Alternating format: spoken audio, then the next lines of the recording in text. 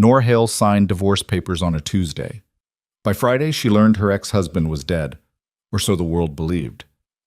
The man who broke her heart had become someone else entirely. Victor Rinaldi, head of Chicago's most dangerous crime family. Now he's back, offering millions with no strings attached, except one quiet request: a chance to sit across from her one more time. She thought grief was the worst thing they'd ever share. She was wrong. Because when the past refuses to stay buried, some reunions don't just break hearts, they detonate entire empires. If you're hooked, stay until the end, hit that like button, and comment what city you're watching from so I can see how far this story travels. The law office smelled like old leather and promises no one intended to keep. Nora Hale sat in a chair that cost more than her monthly rent, watching rain streak down floor-to-ceiling windows that overlooked a Chicago she no longer recognized. The city had always been gray in winter, but lately it felt like the color had bled out of everything. The buildings, the sky, her own reflection in the glass. Sign here, and here. Initial at the bottom. The attorney's voice was clinical, efficient. He'd done this 1,000 times. Shepherded couples through the dismantling of their lives with the same detached professionalism a surgeon might use to remove a tumor. Clean, necessary, forgotten by the end of the day.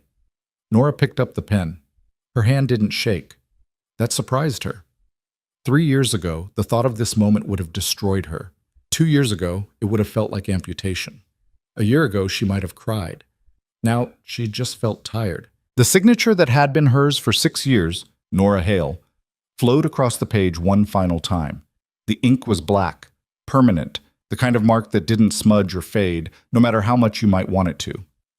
"Congratulations," the attorney said, sliding the papers into a folder. "You're officially divorced." Nora almost laughed. Congratulations. As if she'd accomplished something. As if the end of a marriage was a milestone worth celebrating. She stood, shouldered her bag, and walked out without another word. The elevator ride down felt longer than it should have. 43 floors, and every single one of them gave her too much time to think. About the apartment she'd have to herself now. About the bed that would stay cold on both sides.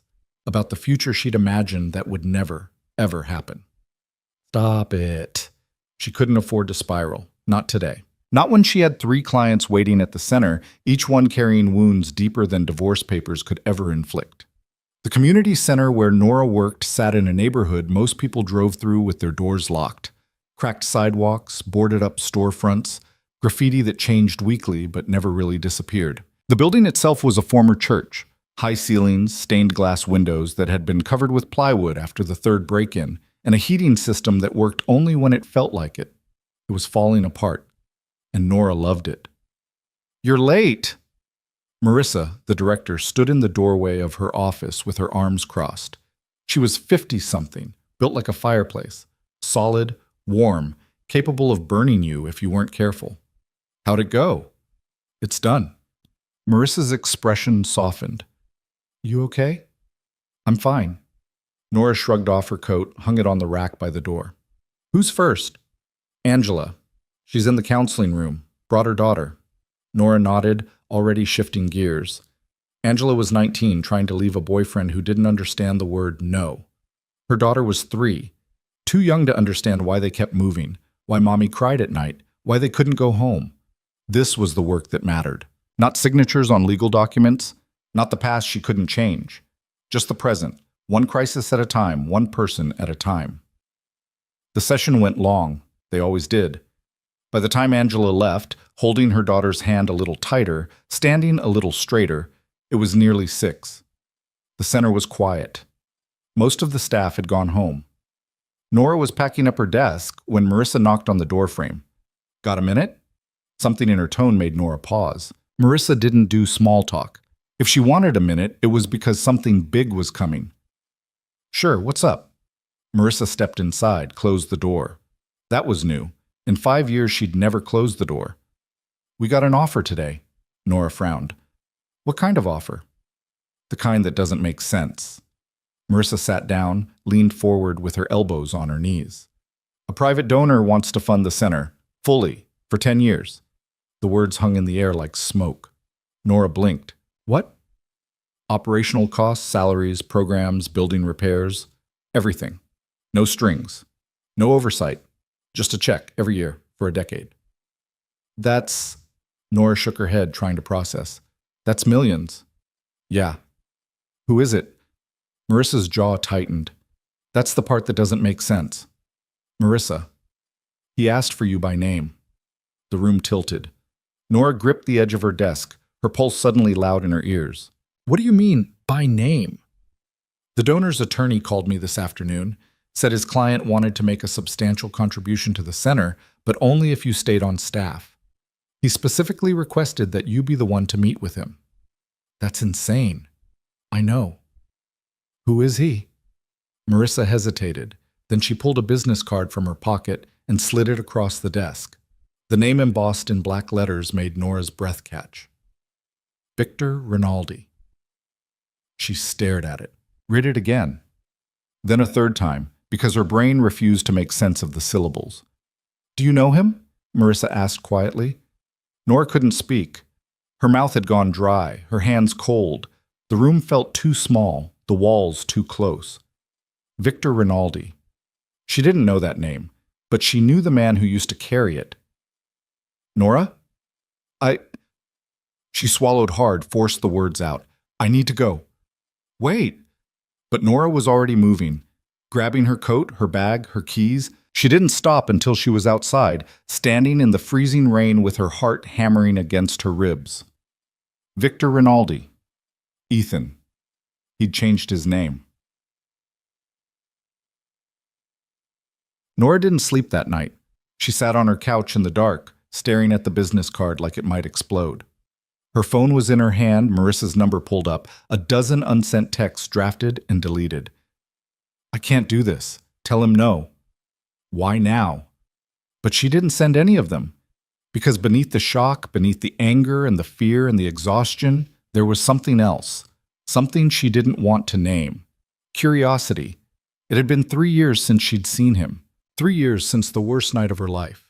The night that had torn them apart and left nothing but wreckage in its wake. She'd built a new life from the rubble. A small life. A quiet life. But it was hers. And now he was back. Not as Ethan Hale, the man she'd married, but as Victor Rinaldi.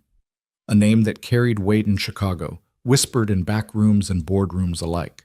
She'd heard rumors, everyone had, about the family he'd married into, the empire he now controlled, the kind of power that made politicians nervous and enemies disappear.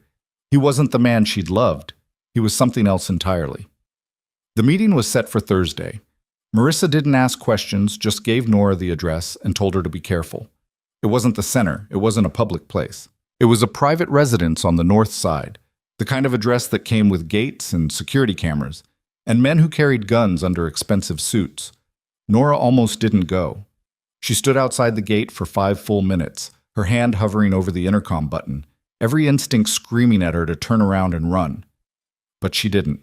She pressed the button. The gate opened without a word. The driveway was long, lined with bare trees that looked like skeletons against the winter sky. The house at the end was massive, stone and glass and sharp angles, the kind of architecture that was meant to intimidate. It worked. A man in a black suit met her at the door. He didn't smile, didn't speak, just gestured for her to follow. They walked through a foyer that could have swallowed her entire apartment, down a hallway lined with art she didn't recognize, into a room that was all windows and cold light. And there he was, standing with his back to her, staring out at the frozen lake beyond the glass. For a moment, Nora couldn't breathe. He looked the same, and completely different. Same height, same build, same dark hair that always fell just slightly into his eyes. But the way he stood was new, shoulders squared, spine straight, like a man who'd learned to carry weight that would crush most people. He turned, and Nora's heart broke all over again, because his eyes were the same green she used to wake up to, the same green that had looked at her on their wedding day like she was the only thing in the world that mattered. But there was something else there now, something hard, something that hadn't existed 3 years ago. Grief. Nora. His voice was rougher than she remembered, lower, like he'd spent the last 3 years swallowing glass. She didn't move, didn't trust herself to. Thank you for coming. I shouldn't be here. I know. Silence stretched between them, heavy and sharp. "You changed your name," she said finally. "I changed everything." "Why?" He looked at her for a long moment. Then he gestured to the chairs by the window. "Sit, please." "I'd rather stand." "Nora—" "Why am I here, Ethan?" "Victor." She flinched. "What?" "My name is Victor now." "I don't care what your name is. I want to know why you dragged me into whatever this is." He moved closer, and she forced herself not to step back, to hold her ground, to remember that she wasn't the woman who'd fallen apart 3 years ago. She was stronger now, harder. She had to be. "The donation is real," he said quietly. "No strings, no conditions. The center gets the funding whether you stay or leave." "Then why did you ask for me?" "Because I wanted to see you." The honesty of it knocked the air from her lungs. "I don't—" She shook her head, trying to find words that made sense. "You can't just, after everything, you don't get to do this." "I know." "Then why?" "Because I owe you the truth." "The truth?" She laughed, and it came out bitter. "The truth is you left. You disappeared. You became someone I don't even recognize." "I had to." "Why?" He was quiet for a long time. When he finally spoke, his voice was so low she almost didn't hear it. "Because staying would have destroyed us both." Nora stared at him.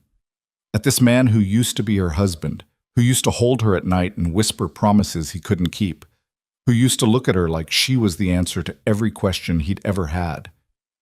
"You destroyed us anyway," she whispered. "I know." She turned to leave. "Nora, wait. I'm done, Ethan. Victor. Whoever you are now, I'm done. Just—" He moved in front of her, blocking the door. Not touching, not threatening, just there. "One more minute, please." "Why should I?" "Because you came here for a reason." She wanted to deny it, to throw the words back in his face and walk out with her dignity intact. But he was right. She had come for a reason. She needed to know. "1 minute," she said. He nodded, stepped back, gave her space. "After the divorce," he said carefully, "I made a choice. I could fall apart, or I could become someone who couldn't be broken. I chose the latter. By joining a crime family? By marrying into one." The words hit like a slap. "You're married?" "Was. She died 2 years ago." Nora didn't know what to say to that. Didn't know what to feel. Relief? Guilt? Anger that he'd moved on while she was still drowning? "I'm sorry," she said finally, because it was the only thing that felt true. "Don't be. It wasn't what we had." "Then what was it?" "Survival." He moved to the window, stared out at the frozen water.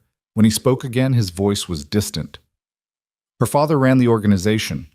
When she got sick, he needed someone he could trust to take over, someone with no ties to the old guard, no loyalty except to her.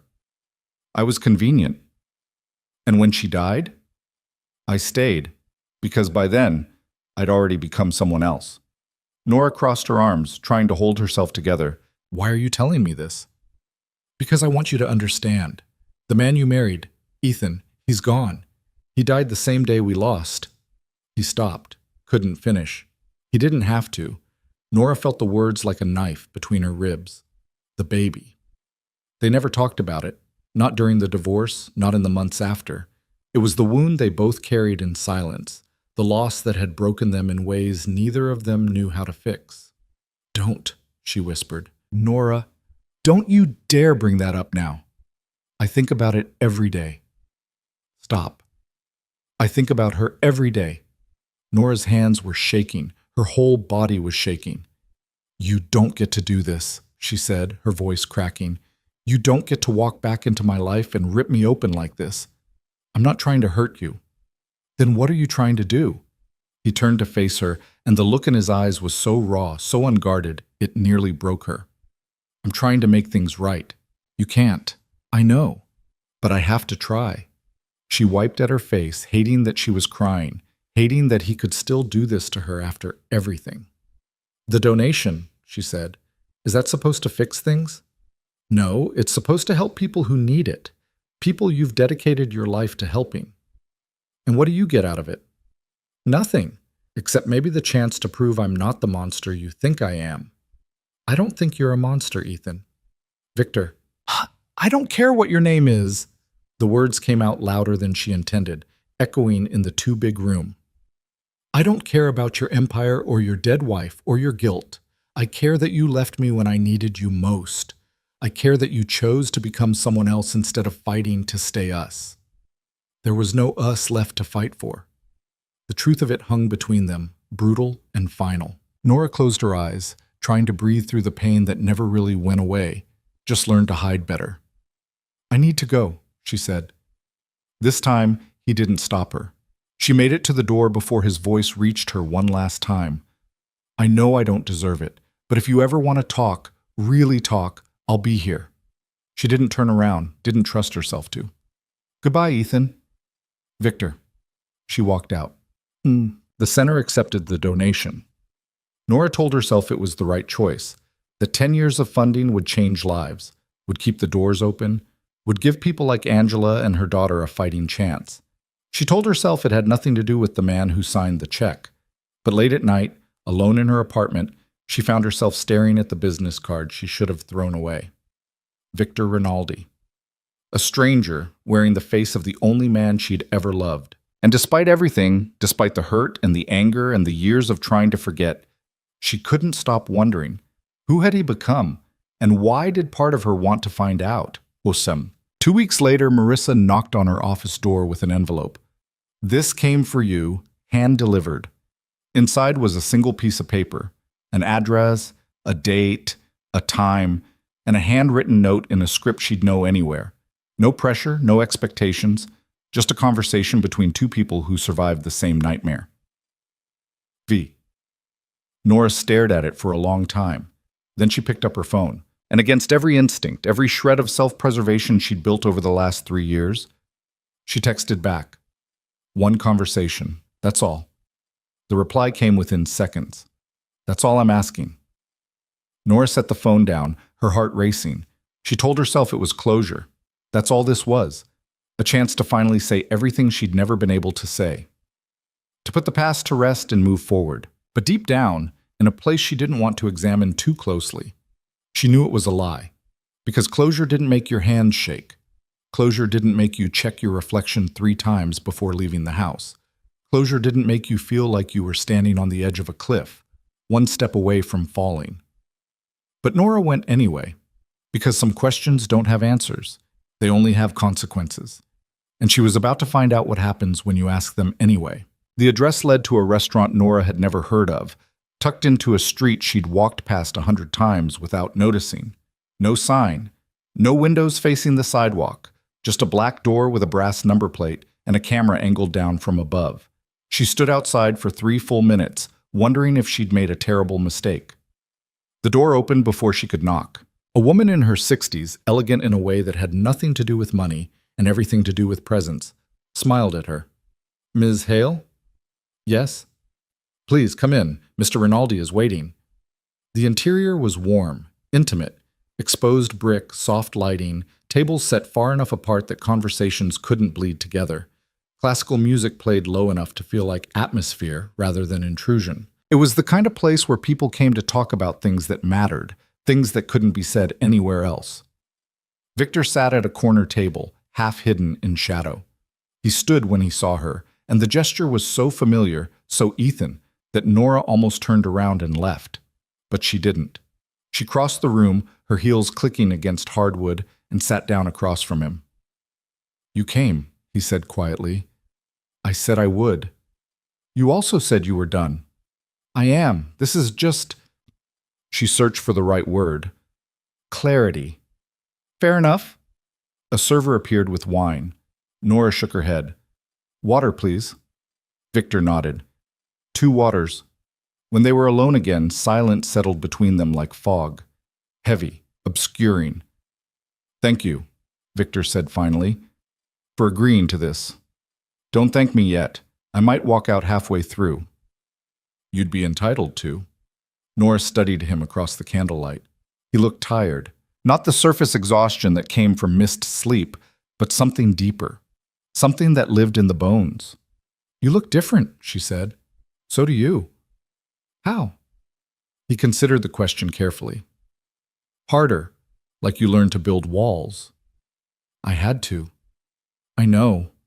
He paused. It suits you. She didn't know what to do with that, so she changed the subject. Why this place? It's quiet, private, owned by someone who understands discretion. You mean someone who works for you? Yes. At least he didn't lie about it. What happened to you, Ethan? Victor. I don't care what name you use. I'm asking what happened. How did you go from... She gestured vaguely, trying to encompass everything they used to be. To this. He leaned back in his chair, shadows playing across his face. When he spoke, his voice was measured, careful. After the divorce, I left Chicago. Drove until I ran out of gas somewhere in Indiana. Sat in a parking lot for 6 hours trying to decide if I wanted to keep going or just... He trailed off. Or just what? End it. The words hit her like cold water. She'd been angry at him for 3 years, bitter about the way he'd vanished, but it had never occurred to her that he might have been that close to not existing at all. What stopped you? She asked quietly. Cowardice, maybe. Or stubbornness. I don't know. But I started driving again, ended up in New York, got a job doing construction, cash under the table, tried to disappear into the noise. And I met Isabella. Nora's chest tightened, but she forced herself to stay still, to listen. She was at a coffee shop, spilled her drink all over my jacket, apologized so profusely I couldn't stay angry. We started talking. She was... He searched for the right word. Kind. In a way I didn't think still existed. You fell in love with her? No. His answer was immediate, firm. I cared about her. I respected her. But I didn't love her. Not the way... He stopped himself. Not the way that word deserves? Nora looked away, blinking against the sting in her eyes. She knew that, Victor continued. From the beginning, she knew. But she didn't care. She said love was overrated anyway, that partnership mattered more. So you married her for partnership. I married her because her father needed someone to take over the organization, and she was dying. The bluntness of it made Nora flinch. Cancer, Victor said. Stage 4. She had maybe a year, and she didn't want to spend it fighting her father's lieutenants for control of something she'd never wanted in the first place. So she offered me a deal. Marry her, help her father transition the business to someone outside the old guard. And when she was gone, I'd have the resources to do something meaningful with it. That's insane. It was practical. It was insane, Nora repeated.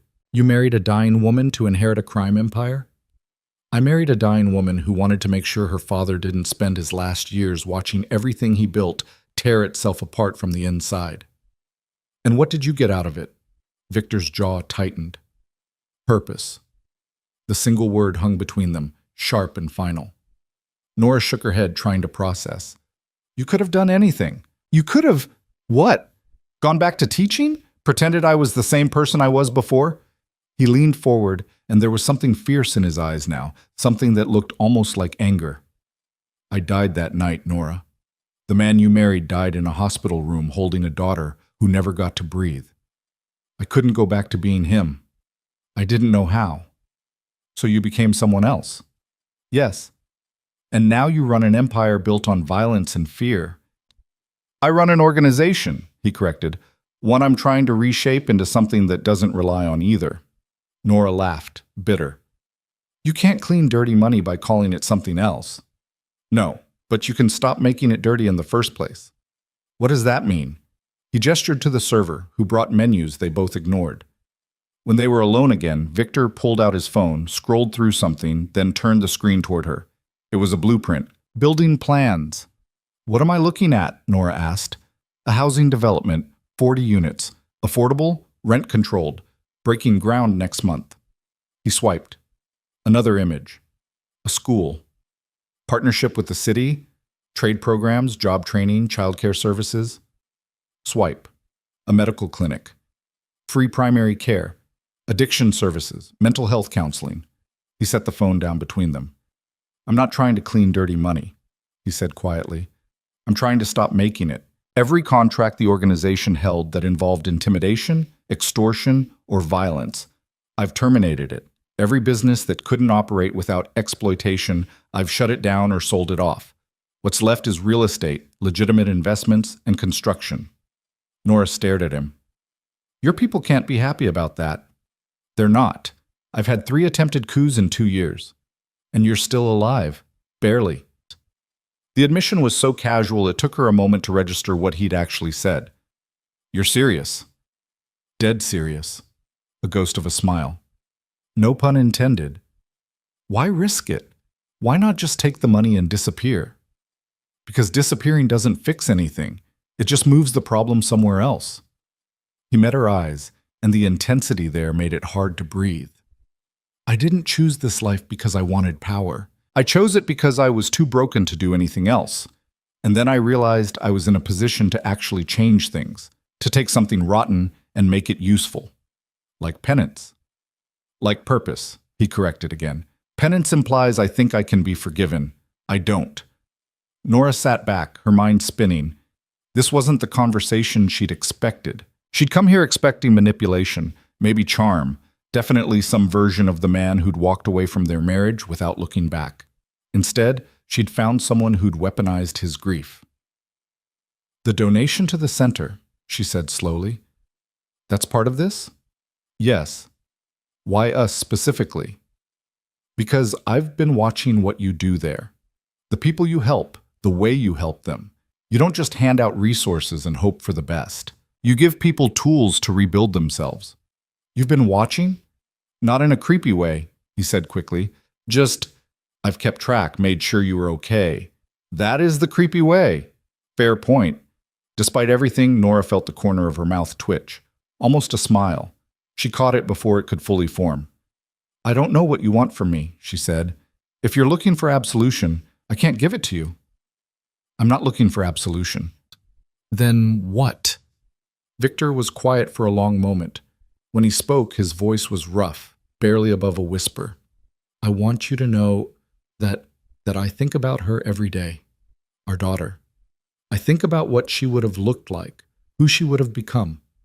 I think about the nursery we never got to use, the name we never got to say out loud. And I think about you, holding her, even though you knew, his voice cracked. Even though you knew she was already gone. Nora couldn't breathe, couldn't move. The memory crashed over her like a wave. Sterile lights. The silence where a heartbeat should have been. The weight in her arms that was somehow both everything and nothing. Stop, she whispered. I should have been there, Victor continued. I should have held you. I should have told you it wasn't your fault, that there was nothing you could have done differently. But I couldn't, because I was so angry at the universe, at fate, at myself, and I didn't know how to separate that anger from you. Ethan, so I left, and I've regretted it every single day since. Tears were streaming down Nora's face now, hot and fast. She didn't bother wiping them away. You don't get to do this, she said, her voice shaking. You don't get to break me open like this and expect… What?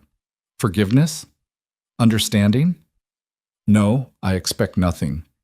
He reached across the table, stopped just short of touching her hand. I just need you to know that I carried that grief too. That I still carry it. And that becoming Victor Rinaldi wasn't about running away from Ethan Hale. It was about trying to become someone strong enough to live with what Ethan couldn't. Nora pulled her hand back, wrapped her arms around herself. I don't know what to say to that. You don't have to say anything. I need air. She stood abruptly, nearly knocking over her water glass.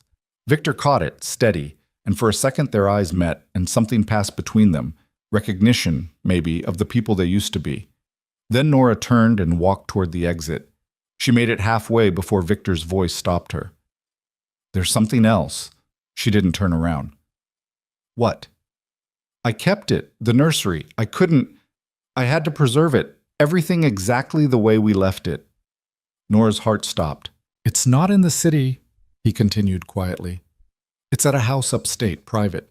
No one knows about it except me. If you need to see it, I'll take you. No questions, no expectations. She stood frozen, her back to him, every muscle in her body screaming to run. "Why would you do that?" she asked, her voice barely audible. "Because I couldn't let her go completely, and I thought maybe someday you'd need proof that she was real, that we were real." Nora closed her eyes, fighting for control. For the walls she'd spent 3 years building. "I'll think about it.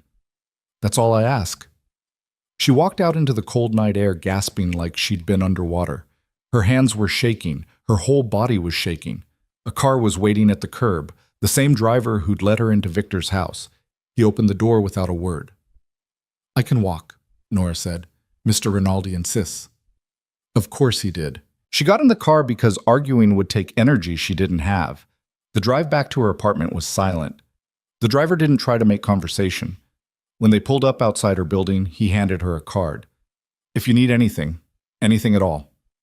Nora took it, mostly because refusing felt like more effort than accepting. Inside her apartment, she collapsed onto the couch and stared at the ceiling until the sun came up. Over the next 2 weeks, Nora tried to forget the conversation, tried to lose herself in work, in the daily rhythm of clients and crises and small victories that made the world slightly less broken. It didn't work. Victor had cracked something open inside her, and now everything felt raw and exposed. She found herself thinking about him at odd moments, while making coffee, while walking home from the center, while lying awake at 3 a.m. wondering what the hell she was doing. The worst part was that she couldn't hate him. She wanted to. It would be so much easier if she could just hate him for leaving, for becoming someone unrecognizable, for walking back into her life and detonating everything she'd carefully rebuilt. But she couldn't. Because beneath the anger and the hurt, there was something else. Something that recognized the grief in his eyes because she carried the same weight. They were two people who'd survived the same nightmare, and maybe that meant something. The text came on a Thursday. "I'm hosting a small gathering tomorrow night. Investors, city officials, people who need to see that the organization is moving in a legitimate direction. I could use an ally, no pressure if that's too much." Nora stared at the message for a full minute. Then she typed back, "What time?" His response was immediate. 7. "I'll send a car. I'll drive myself." "Fair enough. Address attached." And Nora? "What? Thank you." She set the phone down, her heart racing. What was she doing? The gathering was at Victor's estate, the same place where she'd first met him as his new self. Nora arrived fashionably late, mostly because she'd changed outfits 4 times and nearly talked herself out of going twice. The house was full of people in expensive suits, carrying wine glasses and conversation like weapons. Nora recognized a few faces: a city councilman, a real estate developer, a woman who ran a major nonprofit. Victor was in the center of it all, moving through the crowd with the kind of easy confidence that came from knowing exactly who he was and what he wanted. He was mid-conversation when he saw her, and something in his expression shifted, softened. He excused himself and crossed the room. "You came." "Against my better judgment." "I'll take it." He gestured to the crowd. "Can I get you a drink?" "Fair warning, the wine is pretentious and the conversation is worse." Despite herself, Nora smiled. "I'll risk it." He guided her to the bar, poured her a glass of something red that probably cost more than her rent, then clinked his glass against hers. "To terrible decisions," he said. "And the people who make them," Nora finished. They drank.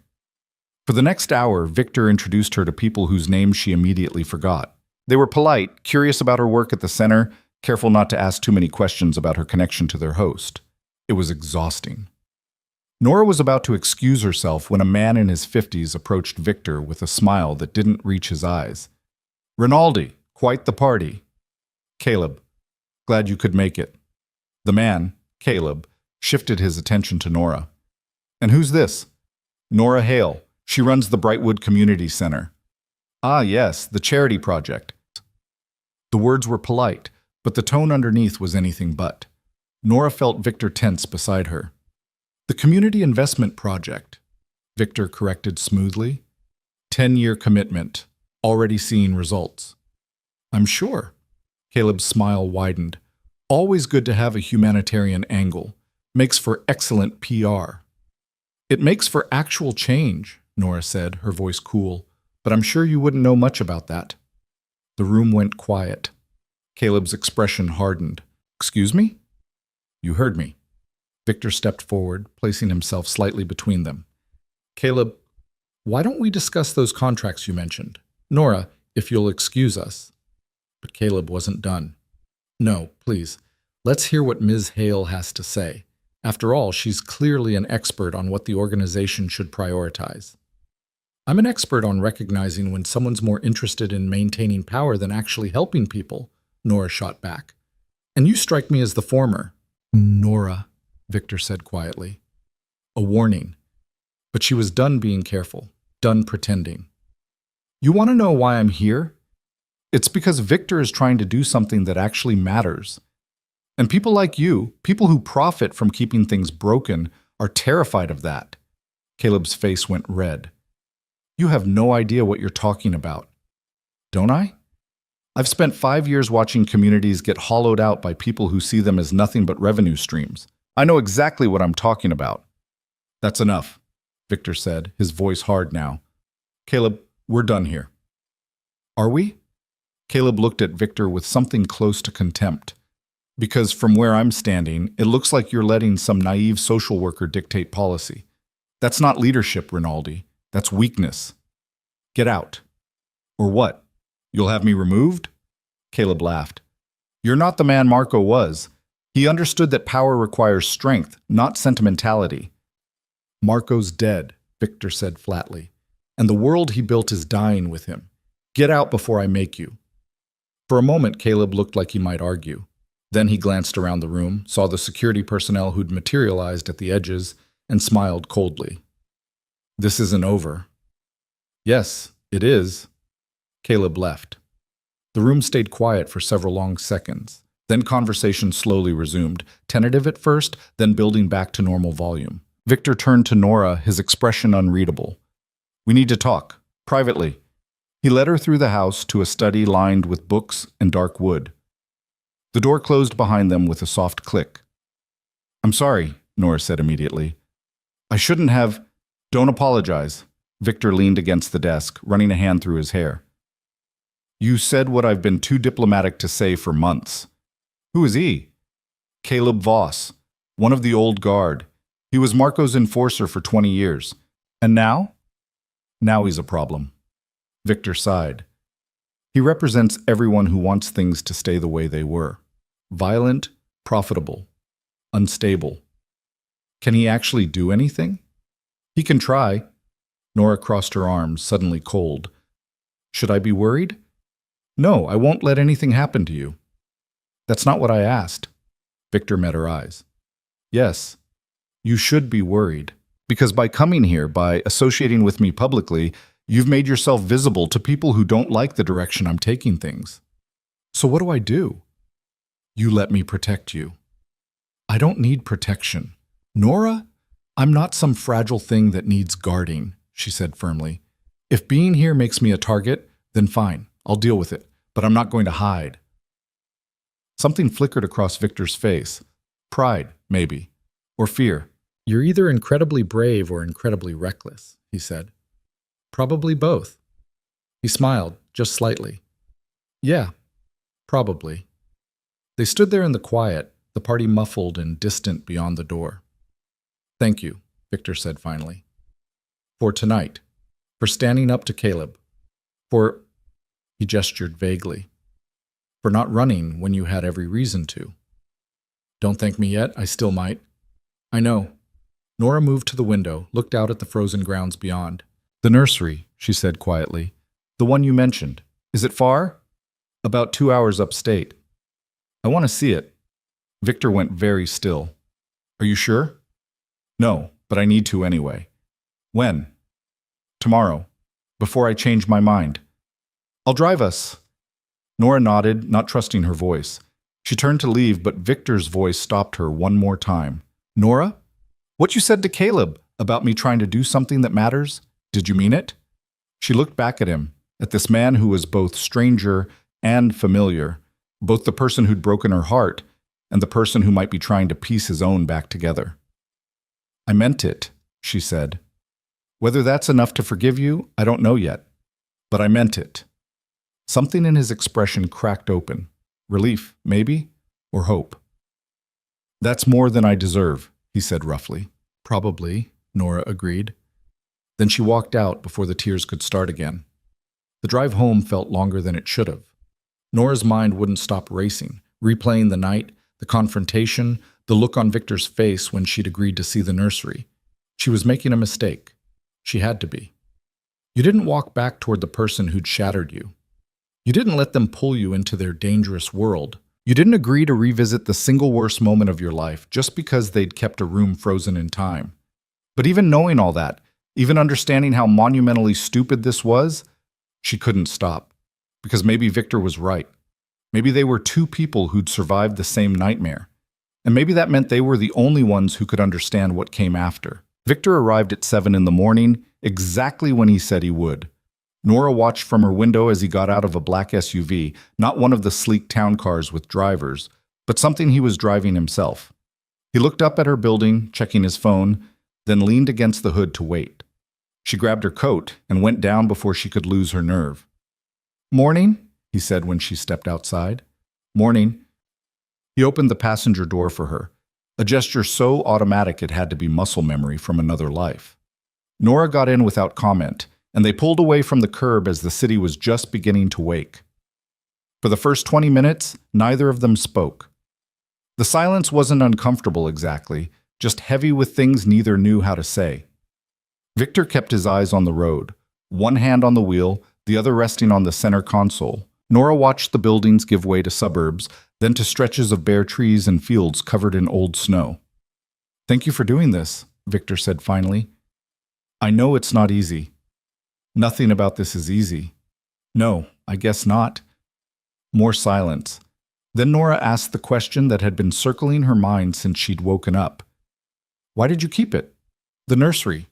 Why not just let it go?" Victor's jaw tightened. "I tried. About 6 months after Isabella died, I went up there planning to pack everything away. Donate it or burn it or just leave it on the curb for someone else to deal with." "What stopped you?" "I got as far as the doorway, stood there for maybe an hour, just staring at the crib we'd put together, and I couldn't do it." His voice dropped. "It felt like if I dismantled that room, if I erased the evidence that she almost existed, then she'd be gone completely. And I couldn't make her disappear twice." Nora's throat closed. She turned to look out the window so he wouldn't see her face. "I used to dream about her," she said quietly, "for months after. I dreamed that it was all a mistake, that she was breathing, that the doctors were wrong, and then I'd wake up and have to remember all over again that she was gone." "Do you still?" "Not as often, but sometimes." She wiped at her eyes. "The dreams are different now. Sometimes she's older, walking, talking. I see her face clearly, your eyes, my smile. And when I wake up, it hurts worse because I know exactly what we lost." Victor's hand moved on the console, then stopped, like he'd been about to reach for her but thought better of it. "Her name," he said. "We never said it out loud. At the hospital, after. I couldn't. It felt too real." "B," Nora whispered. "Short for Beatrice. We were going to call her B."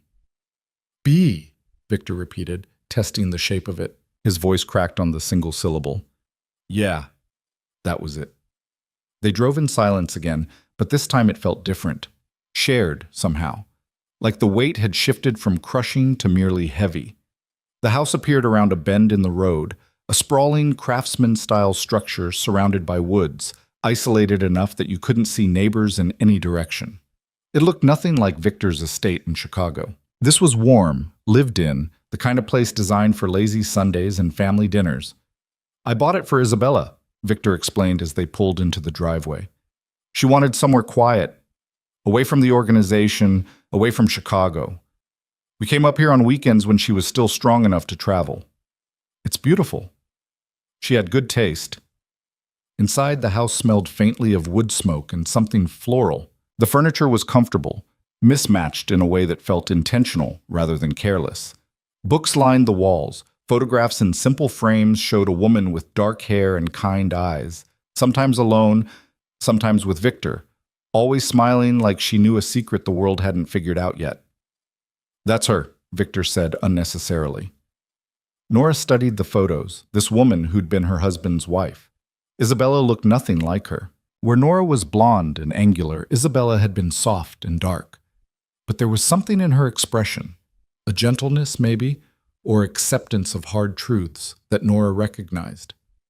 She looks happy. She was, even at the end. I never understood how she managed it. Victor led her through the house to a hallway on the second floor. He stopped in front of a closed door, his hand on the knob. "Ready?" he asked. Nora wasn't, would never be, but she nodded anyway. He opened the door. The nursery was exactly as she remembered it. Pale yellow walls, white crib with the mobile they'd spent an hour debating in the store, the rocking chair her mother had insisted they needed, the bookshelf already full of stories they'd planned to read aloud, voices doing all the characters, making their daughter laugh before she even understood the words. It was frozen, preserved, a monument to something that never got to be. Nora's legs gave out. Victor caught her before she hit the floor, guided her to the rocking chair, and knelt in front of her.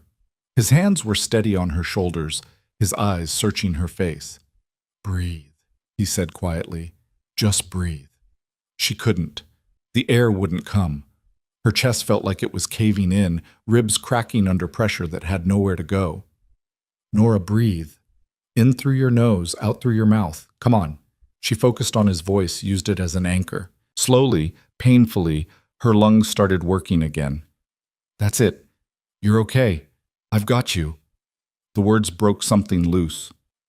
Nora sobbed, the sound ripping out of her like it had been trapped for 3 years. Victor pulled her forward, let her bury her face in his shoulder, and held her while she shattered. "I'm sorry," he whispered into her hair. "I'm so sorry. For all of it. For leaving. For not being strong enough to stay. For making you carry this alone." "I hate you," Nora gasped between sobs. "I hate you so much. I know.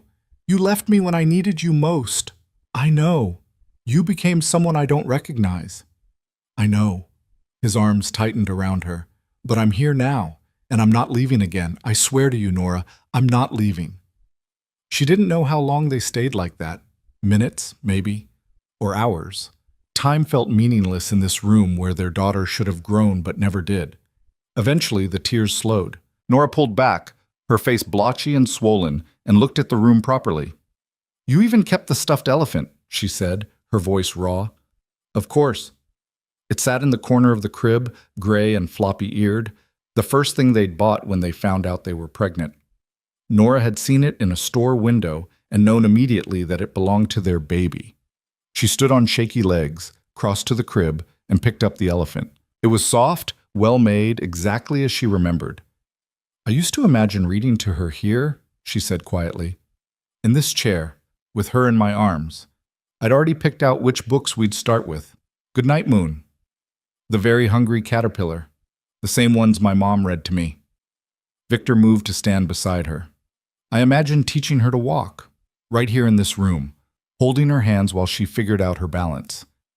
She would have had your stubbornness, and your kindness, your laugh, your eyes." They stood together, staring at the crib, building a ghost out of wishes and what-ifs. "Do you ever wonder," Nora asked, "what she would have been like, as a person, not just as a baby, but as she grew up?" "Every day." Victor's voice was rough. "I think she would have been fierce, smart, probably would have given us hell as a teenager. Definitely." Nora smiled through fresh tears. "She would have had opinions about everything, and the stubborn streak to back them up. She would have changed the world. Yeah, she would have." Silence settled over them again, but gentler this time. Reverent, almost. Nora set the elephant back in the crib, arranging it carefully. "Thank you for keeping this, for not letting her disappear. Thank you for coming, for being brave enough to face it." She turned to look at him, really look at him. Victor Rinaldi, who used to be Ethan Hale, who'd broken her heart and rebuilt himself into someone unrecognizable, who carried the same grief she did, just in a different shape. "I don't know what we're doing," she said. "This thing between us, I don't know what it is or where it's going. Neither do I. I'm not ready to forgive you. I'm not asking you to. But I don't hate you as much as I want to. I'll take it." She almost smiled. Almost. You're impossible. So I've been told. They left the nursery together, closing the door softly behind them. Downstairs, Victor made coffee while Nora wandered through the house, looking at Isabella's things, her books, her art, the small touches that made a house feel lived in. She collected teacups, Nora observed, studying a cabinet full of delicate china. From every place she traveled, she said each one held a memory. That's lovely. She was lovely. Victor handed her a mug. I think you would have liked her, and I know she would have liked you. How can you know that? Because she understood loss, and she respected people who survived it without becoming bitter. They drank their coffee on the back porch, watching crows circle bare trees. The cold bit through Nora's coat, but she didn't suggest going inside. The discomfort felt appropriate somehow, a reminder that they were still alive, still feeling. Can I ask you something? Victor said eventually. Depends on the question. Why did you really come back after I sent that first text? You could have ignored it. Nora considered the question. Honestly, I don't know. Part of me wanted closure. Part of me wanted to prove I was strong enough to face you and not fall apart. And part of me just missed you. Not who you are now, but who you were. Who we were together. She looked at him. Is that pathetic? No, it's human. What about you? Why reach out after 3 years? Victor stared into his coffee like it held answers. Because I was tired of pretending the past didn't exist. I built this whole new life, became this whole new person, but I couldn't escape the fact that the best parts of who I used to be died with her. With B. He said the name carefully, like testing a wound.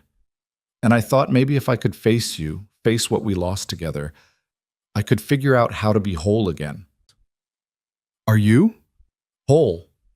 No, but I'm closer than I was. A phone buzzed. Victor pulled it out, frowned at the screen, then silenced it. Problem? Nora asked. Probably, but it can wait. The phone buzzed again and again. You should answer it, Nora said. Victor sighed, stepped away, and took the call. Nora couldn't hear the conversation, but she watched his body language shift, shoulders tensing, jaw setting, the easy warmth draining out of his expression and being replaced by something harder, more Rinaldi than Hale. When he came back, his face was grim. I need to get back to the city, now. What happened? Caleb made a move. 3 of my project sites were vandalized overnight. Equipment destroyed, permits stolen, and someone leaked details about the community center funding to a journalist asking questions about where the money's really coming from. Nora's stomach dropped. They're coming after the center? They're coming after anything connected to me, which means yes, the center is now a target. He ran a hand through his hair, frustration rolling off him in waves. I'm sorry. I shouldn't have involved you in this. You didn't involve me. I chose to be involved. That doesn't make it better. Maybe not, but it's true. She stood, set down her mug. So what do? We don't do anything. I handle Caleb. You stay safe and out of the line of fire. Like hell. Nora, if they're going after the center, then they're going after my people, my clients, kids who don't have anything to do with your organization or your power struggle. I'm not sitting on the sidelines while that happens. It's not safe. I don't care. I care, Victor said, and there was something raw in his voice. I just got you back. I'm not losing you again because Caleb wants to prove a point. The words hung between them, loaded with implications neither was ready to examine. You haven't got me back, Nora said quietly. I'm still figuring out if I want to be got. Fair enough, but I'm still not letting you walk into danger. Then don't let me walk into it. Walk into it with me. Victor stared at her for a long moment. Then, despite everything, he laughed, short, sharp, almost disbelieving.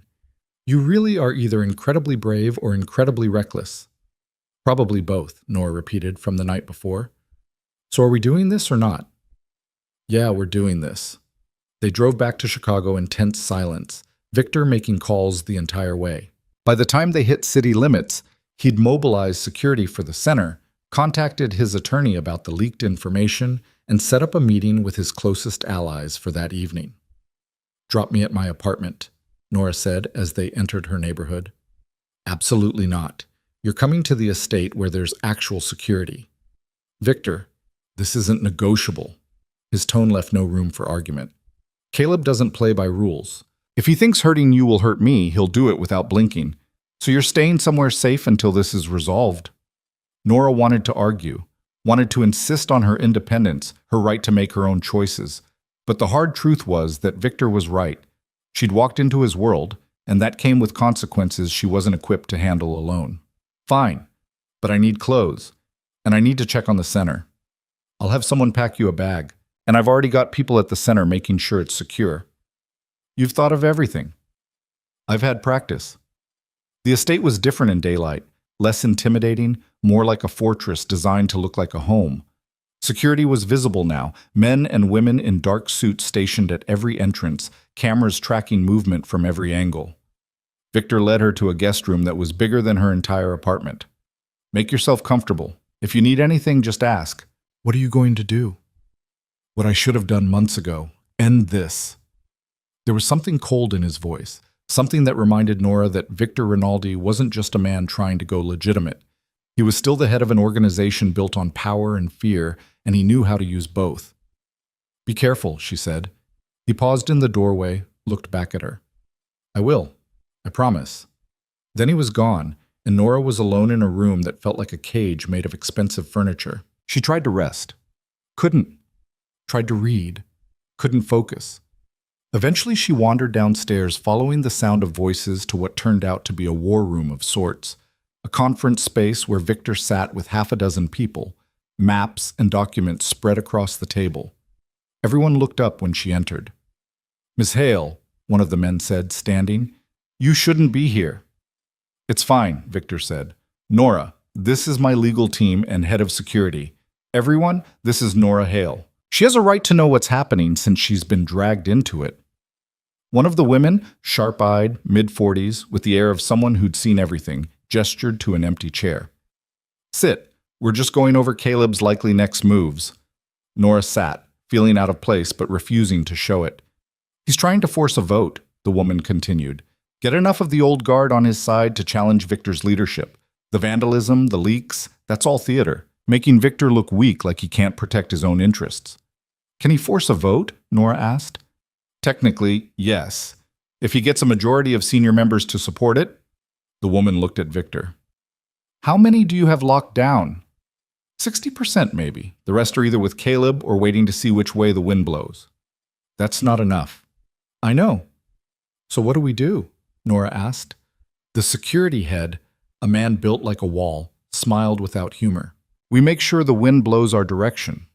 How? By reminding people that Victor isn't weak, that crossing him has consequences. Nora looked at Victor. What does that mean? It means I visit Caleb, tonight.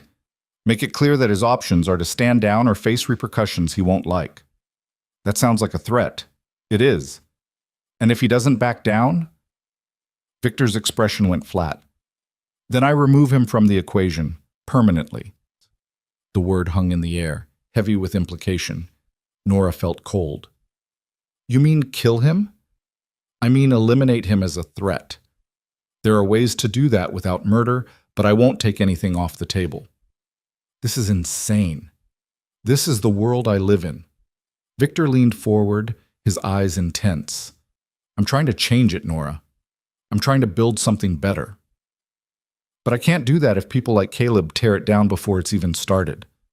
Sometimes you have to fight fire with fire. And if you become just like them in the process, then at least I'll have tried. Nora stood abruptly. I need air. She left the room, left the building, walked out into the gardens where security watched but didn't approach. Her breath came in clouds, her mind racing. This was who Victor was now. Not just a man trying to atone for his past, but someone willing to do terrible things for what he believed were the right reasons. Could she accept that? Did she even have a choice? Footsteps behind her. She didn't turn. I know this isn't what you signed up for, Victor said quietly. I didn't sign up for anything. I know, which is why you can leave right now. I'll have someone take you home, make sure you're protected, and you never have to see me again. Nora turned to face him. Is that what you want? No. but it's what you might need. She studied him in the fading light. This man who was both stranger and familiar, both monster and victim of his own choices. I don't know what I need, she admitted, but I know I'm not running, not yet. Why not? Because despite everything, despite the violence and the threats and the fact that you've become someone who talks about eliminating people, I still see him. Ethan, the man who cried when we found out I was pregnant, who spent 3 hours putting together a crib because he wanted it to be perfect, who would have been an incredible father. Victor's face crumpled. He's gone, Nora. Maybe. Or maybe he's just buried under all the armor you've built. She stepped closer. You want to change the organization? Prove it. Don't become the thing you're trying to replace. And if Caleb doesn't give me a choice, then you make one anyway. You find a third option, because that's what Ethan would have done. He would have found another way. Victor was quiet for a long time. Then he pulled out his phone, made a call. Change of plans, he said to whoever answered. Get me a meeting with Caleb. Public location, neutral ground. I want to talk before this goes any further. He listened, then nodded. I don't care what he wants. Tell him Victor Rinaldi is offering him one chance to walk away. He can take it or face consequences, but I'm giving him the choice. A pause. Good. Set it up. He ended the call, looked at Nora. Satisfied? It's a start. A start toward what? Toward being someone I might be able to forgive someday. Something in Victor's expression shifted. Hope, maybe, or something close to it. I'll take it, he said. They stood in the cold garden as night fell, two people trying to navigate the impossible space between past and future, between who they'd been and who they might become. And for the first time since she'd walked back into his life, Nora thought maybe, just maybe, they might survive this after all. The meeting with Caleb was set for the next evening. A restaurant, public but private enough for sensitive conversation. Victor spent the day preparing, consulting with advisors, making calls. Nora stayed close, watching him work, seeing the way he balanced ruthlessness with something that might have been mercy. She wanted to believe he could pull this off, that he could broker peace without violence. But she'd been around long enough to know that wanting something didn't make it true. The restaurant was the same one where she and Victor had first talked. The older woman who'd greeted Nora before smiled when they arrived, led them to a private room in the back. Caleb was already there, flanked by two men who radiated threat. He looked up when Victor and Nora entered, his expression unreadable.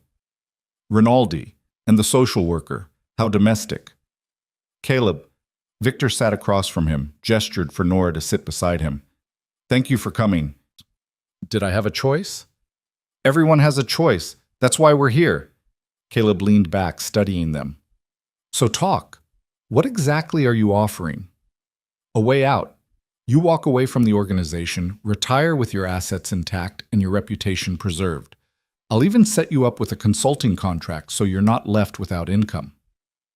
And in exchange, you stop fighting the transition.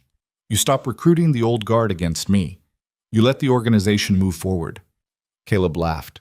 Cold, sharp. You want me to roll over while you dismantle everything Marco built. I want you to recognize that what Marco built is dying. The world's changed, Caleb. Law enforcement is smarter. Regulations are tighter, and violence draws attention we can't afford. Going legitimate isn't weakness, it's evolution. It's surrender. It's survival. For who? For you? Caleb's eyes narrowed. You're not one of us, Rinaldi. You married into this family, but you were never really part of it. You don't understand what it means to build something from nothing, to fight for every inch of territory, to earn respect through strength. You're right, I don't. But I understand that continuing down that path will destroy everything you claim to care about. Better destroyed than perverted into whatever soft nonsense you're peddling. Victor's jaw tightened, but his voice stayed level. This is your last chance. Take the offer. Walk away. Live out your life in peace. And if I don't, then I'll dismantle you piece by piece until there's nothing left. Caleb stood slowly. You don't have the stomach for it. Try me. For a moment, the room felt like it might explode. Then Caleb smiled, cold and certain. This isn't over, Rinaldi, not by a long shot. He left, his men following. Nora let out a breath she didn't know she'd been holding. Well, that went well. It went exactly as I expected. Victor stood, offered her his hand. Come on, we need to move fast now. Move where? Somewhere safe. Because Caleb just declared war. They didn't make it back to the estate. Victor's phone lit up 3 blocks from the restaurant, the security head's voice sharp through the speaker. Sir, we have a situation. Someone breached the perimeter at the north gate. Explosive device. We evacuated, but... The line went dead. Victor yanked the wheel hard, tires screaming as he turned down a side street.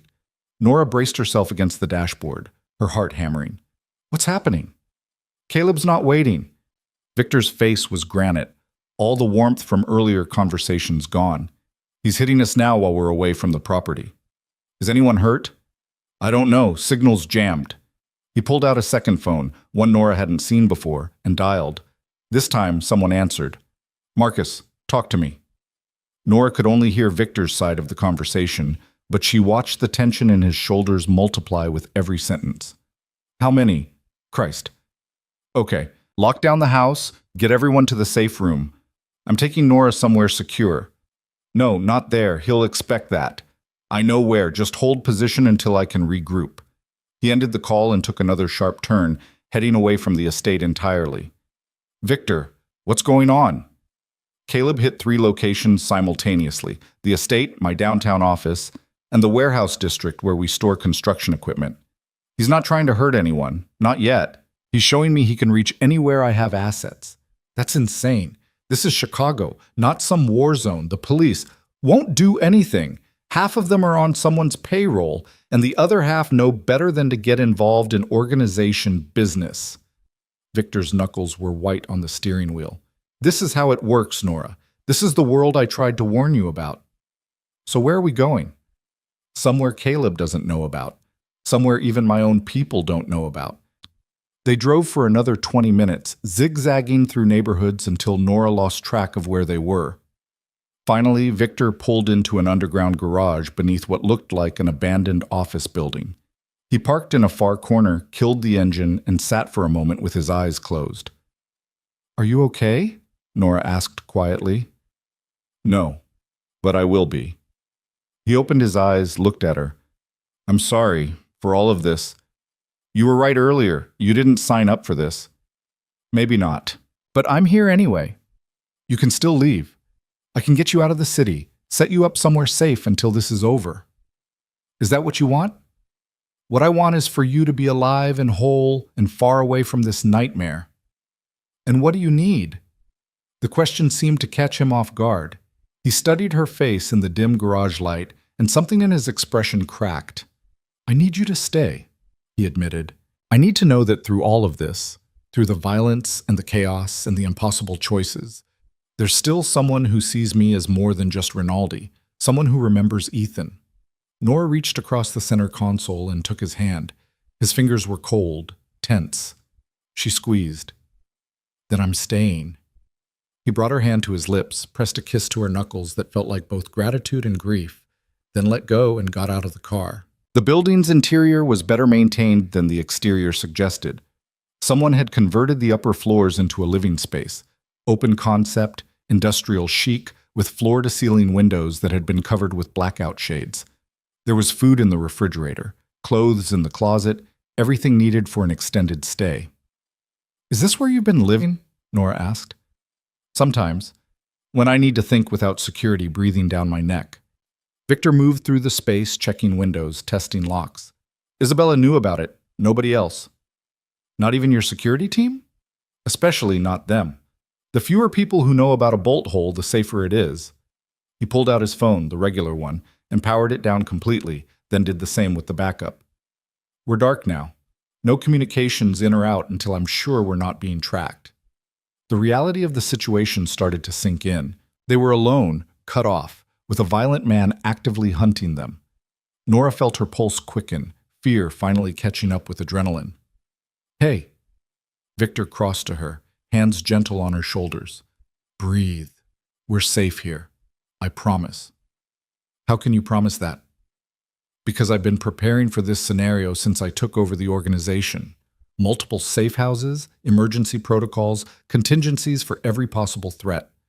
Caleb's dangerous, but he's not omniscient. And your people at the estate? We'll hold. Marcus has been with the family for 30 years. He knows how to handle a siege. Victor guided her to the couch, sat beside her. Right now, the best thing we can do is wait. Let Caleb make his moves while I figure out the next step. I don't know how you live like this, constantly looking over your shoulder, waiting for the next attack. You get used to it, or you break. He leaned back, exhaustion finally showing through the cracks in his armor. I'm sorry you're seeing this side of it. I wanted to believe I could keep you separate from the violence. You can't separate yourself from it. How did you think I would be any different? Hope, maybe. Or delusion. They sat in silence, the weight of everything pressing down. Outside, the city continued its oblivious rhythm, people going about their lives with no idea that a few floors above them, two people were hiding from a war most didn't know existed. Nora's phone buzzed. She'd forgotten to turn it off. Marissa's name flashed on the screen. Don't answer it, Victor said immediately. It's my boss. She'll be worried. And if Caleb's people are monitoring your phone, answering will tell them exactly where you are. Nora stared at the screen, watching it buzz once, twice, then go silent. A moment later, a text came through. Nora, where are you? Police were here asking about the center's funding. Need to talk ASAP. He's going after the center, Nora said, her voice hollow. Just like you said he would. I'll handle it. How? You can't even use your phone. Victor stood, paced to the window, stared at the covered glass like he could see through it. Caleb wants me to react, to come out of hiding and defend my interests. That's when he'll strike. So what do? We don't give him what he wants. We wait him out, let him overextend himself, then hit him where he's vulnerable. And in the meantime, the center suffers. In the meantime, the center weathers a storm.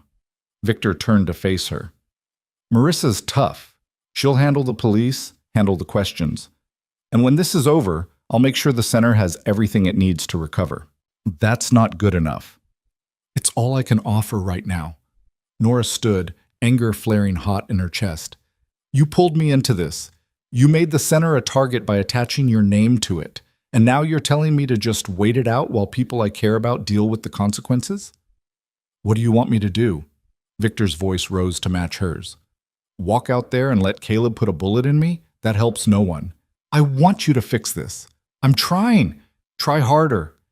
They stood facing each other, both breathing hard, the space between them crackling with frustration and fear. Then Victor moved. He closed the distance in 2 strides, cupped her face in his hands, and kissed her. It wasn't gentle. It was desperate, raw. 3 years of grief and longing and rage poured into a single point of contact. Nora should have pushed him away, should have maintained the boundaries she'd worked so hard to build. Instead, she kissed him back, her hands fisted in his shirt, pulling him closer, and for a moment the world narrowed to just this, the taste of him, the familiar shape of his mouth, the way he held her like she was both fragile and essential. When they finally broke apart, they were both shaking. I'm sorry, Victor breathed against her forehead. I shouldn't have. Shut up. She kissed him again, softer this time, and felt him melt into it. All the armor, all the careful control, it crumbled under her touch. They ended up on the couch, tangled together, not quite making love, but not quite able to stop touching. Victor's hands were in her hair, her fingers tracing the line of his jaw, both of them trying to find something solid in the chaos. I missed you, Victor whispered. Every day for 3 years, I missed you. I know. I missed you too. I don't deserve this. Don't deserve you. Probably not. Nora pulled back enough to meet his eyes. But I'm here anyway. Why? Because despite everything, despite the violence and the danger and the fact that you've become someone I barely recognize, I still love you. I hate that I do, but I can't seem to stop. Victor's breath caught.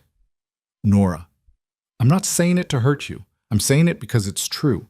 And because if we're going to survive this, we need to be honest about what we're fighting for. He kissed her again, gentle this time, reverent. I love you too. Never stopped, even when I tried. They held each other as the city darkened outside, Two people finding shelter in the eye of a storm that wasn't finished with them yet. Morning came too soon. Victor was up before dawn, the secure phone in his hand, a grim set to his jaw that told Nora the news wasn't good before he even spoke. What happened? Caleb escalated. 3 of my senior people turned up dead overnight, execution style. Nora's blood went cold. He's killing your allies? He's eliminating anyone who might stand against him, which means he's planning something bigger. Victor ran a hand through his hair. I need to move. Can't stay here while my people are being picked off. That's exactly what he wants you to do. I know, but I don't have a choice. If I hide while they die, I lose any authority I have left. The organization will fracture, and everything I've been trying to build collapses. Nora stood, wrapped a blanket around herself. Then we go together. Absolutely not. You said it yourself. We're stronger together than apart. You go out there alone and Caleb wins. But if I'm with you, if you're with me, you're a target. I'm already a target. The center, remember? He's already using me to get to you. At least this way I have some agency in how it plays out. Victor looked at her for a long moment. Then he crossed the room, framed her face with his hands. If anything happens to you, then you'll have something else to carry. I know. She covered his hands with hers. But we carry it together this time. Deal? You're impossible. So I've been told.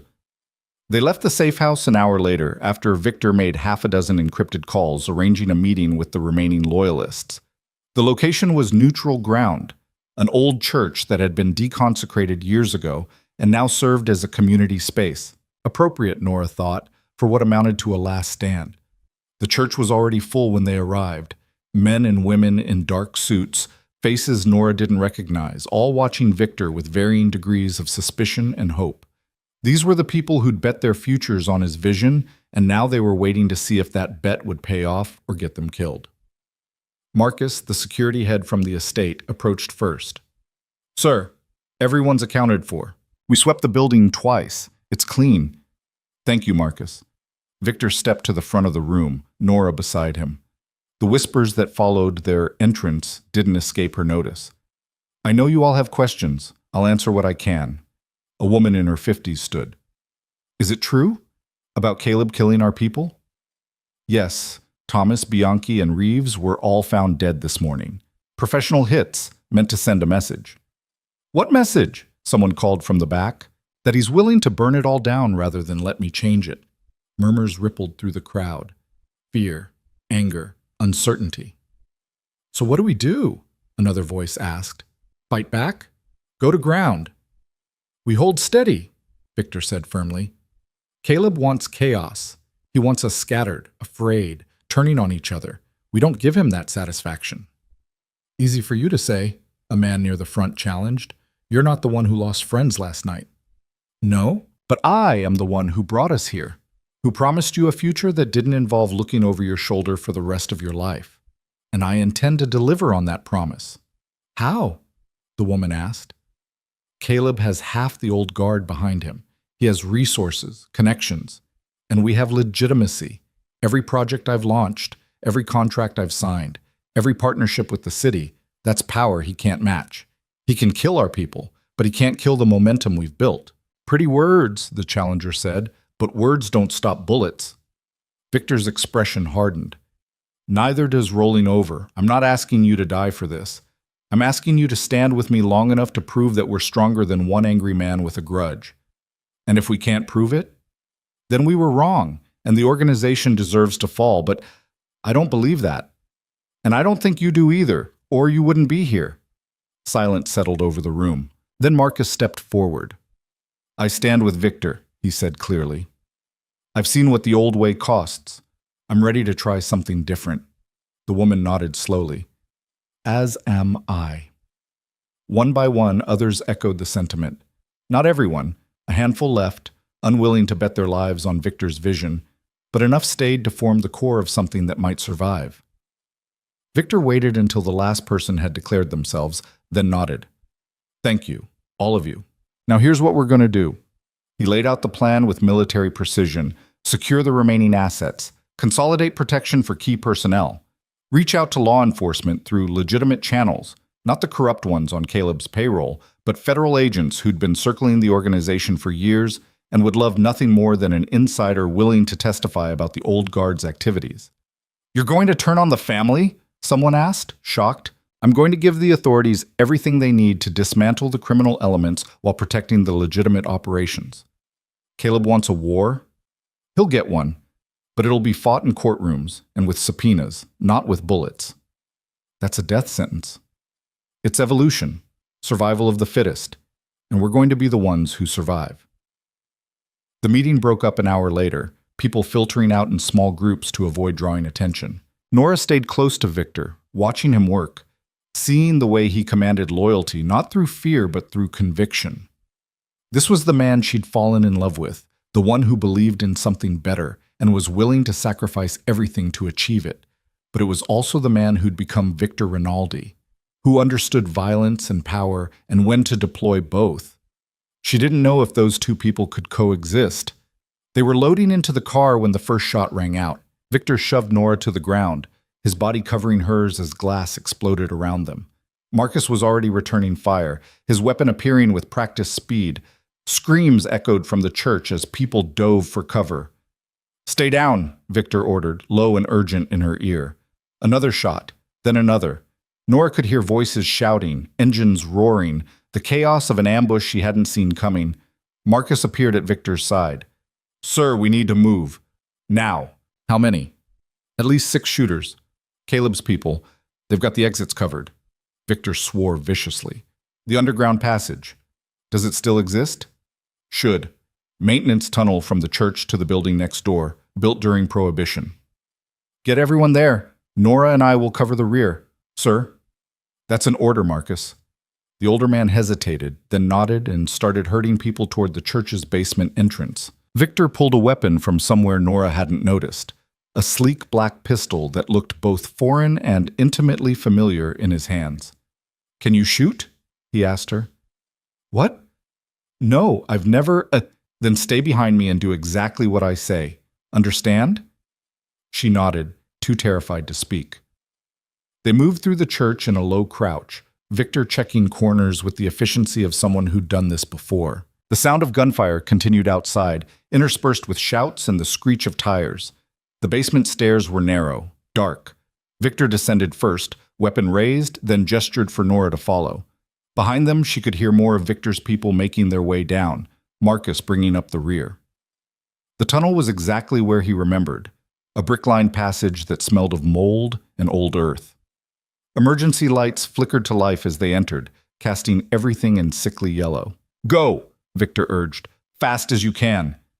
They ran through the darkness, footsteps echoing, breath coming in ragged gasps. Nora's mind couldn't process what was happening.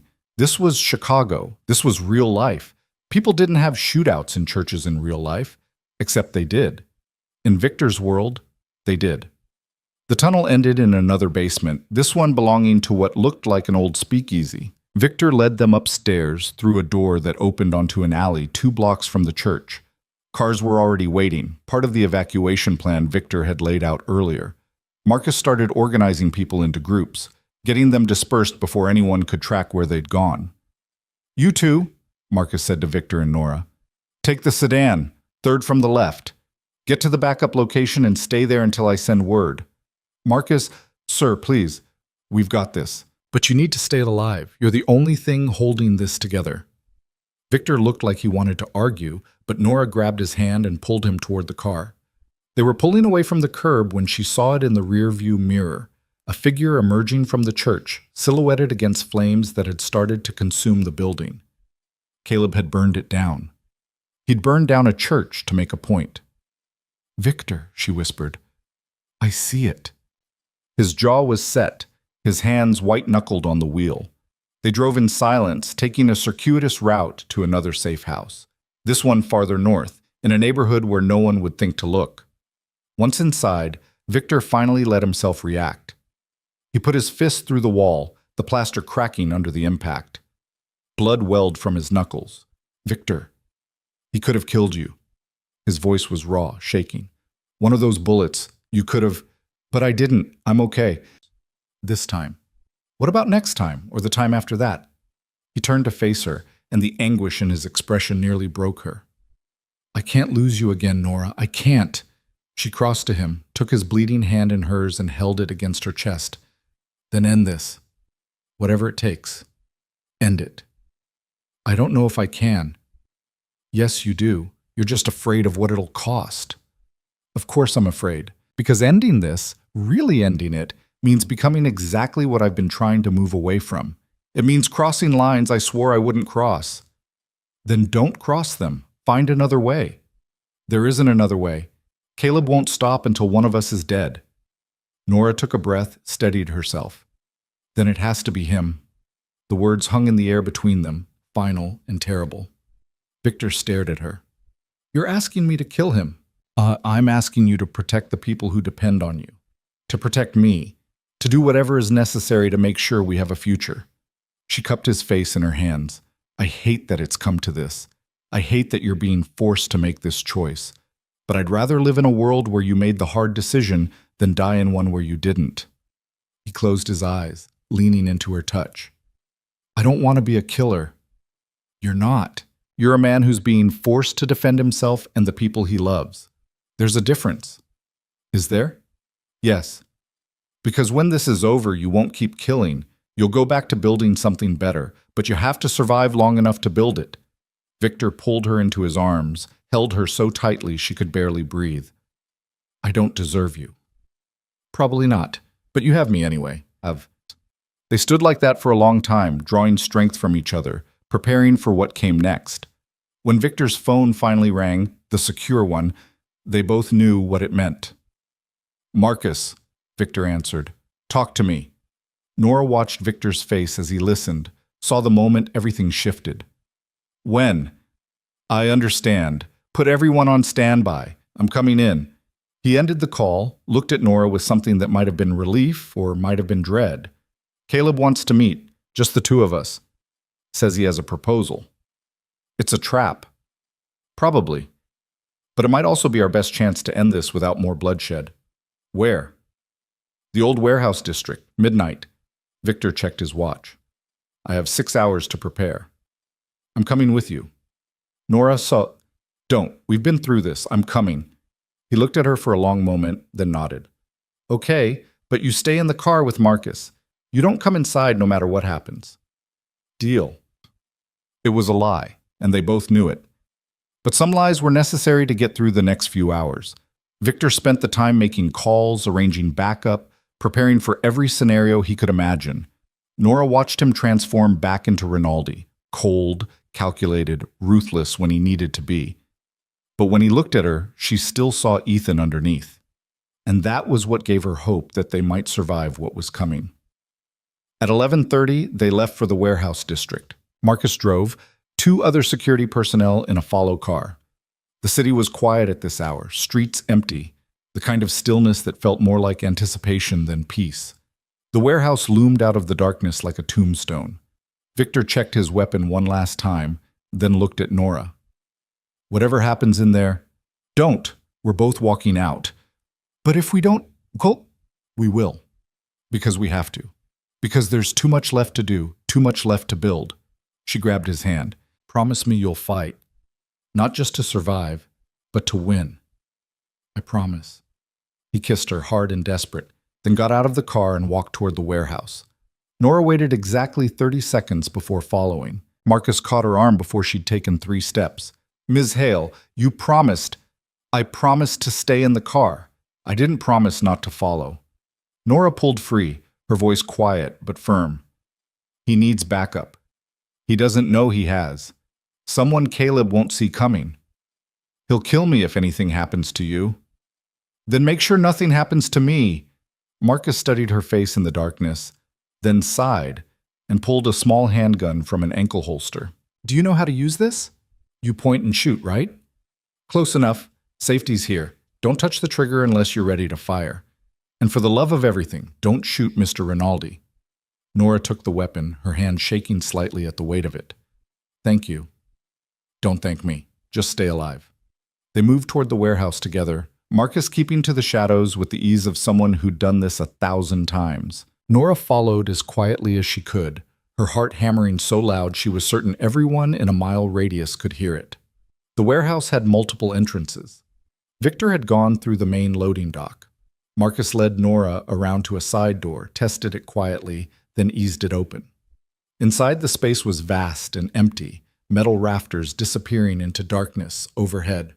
Pools of light fell from industrial fixtures that still worked, creating islands of visibility in a sea of shadow. In the center of the largest pool stood Victor, alone, his weapon holstered but his hand resting near it, waiting. Footsteps echoed from the far end of the warehouse.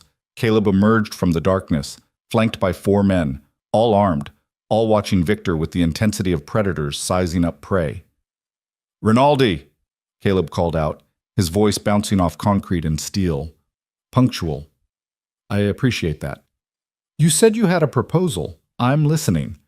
Caleb walked closer, stopping about 20 feet away. Close enough to talk, far enough to react if things went sideways. "It's simple, really. You step down. Announce that you're retiring for health reasons or personal matters. I don't care which. You transfer control of the organization to me, and in exchange, I let you walk away. You, your people, even your little social worker girlfriend, all of you get to live. And if I refuse, then everyone you care about dies, starting with her." Caleb smiled, cold and certain.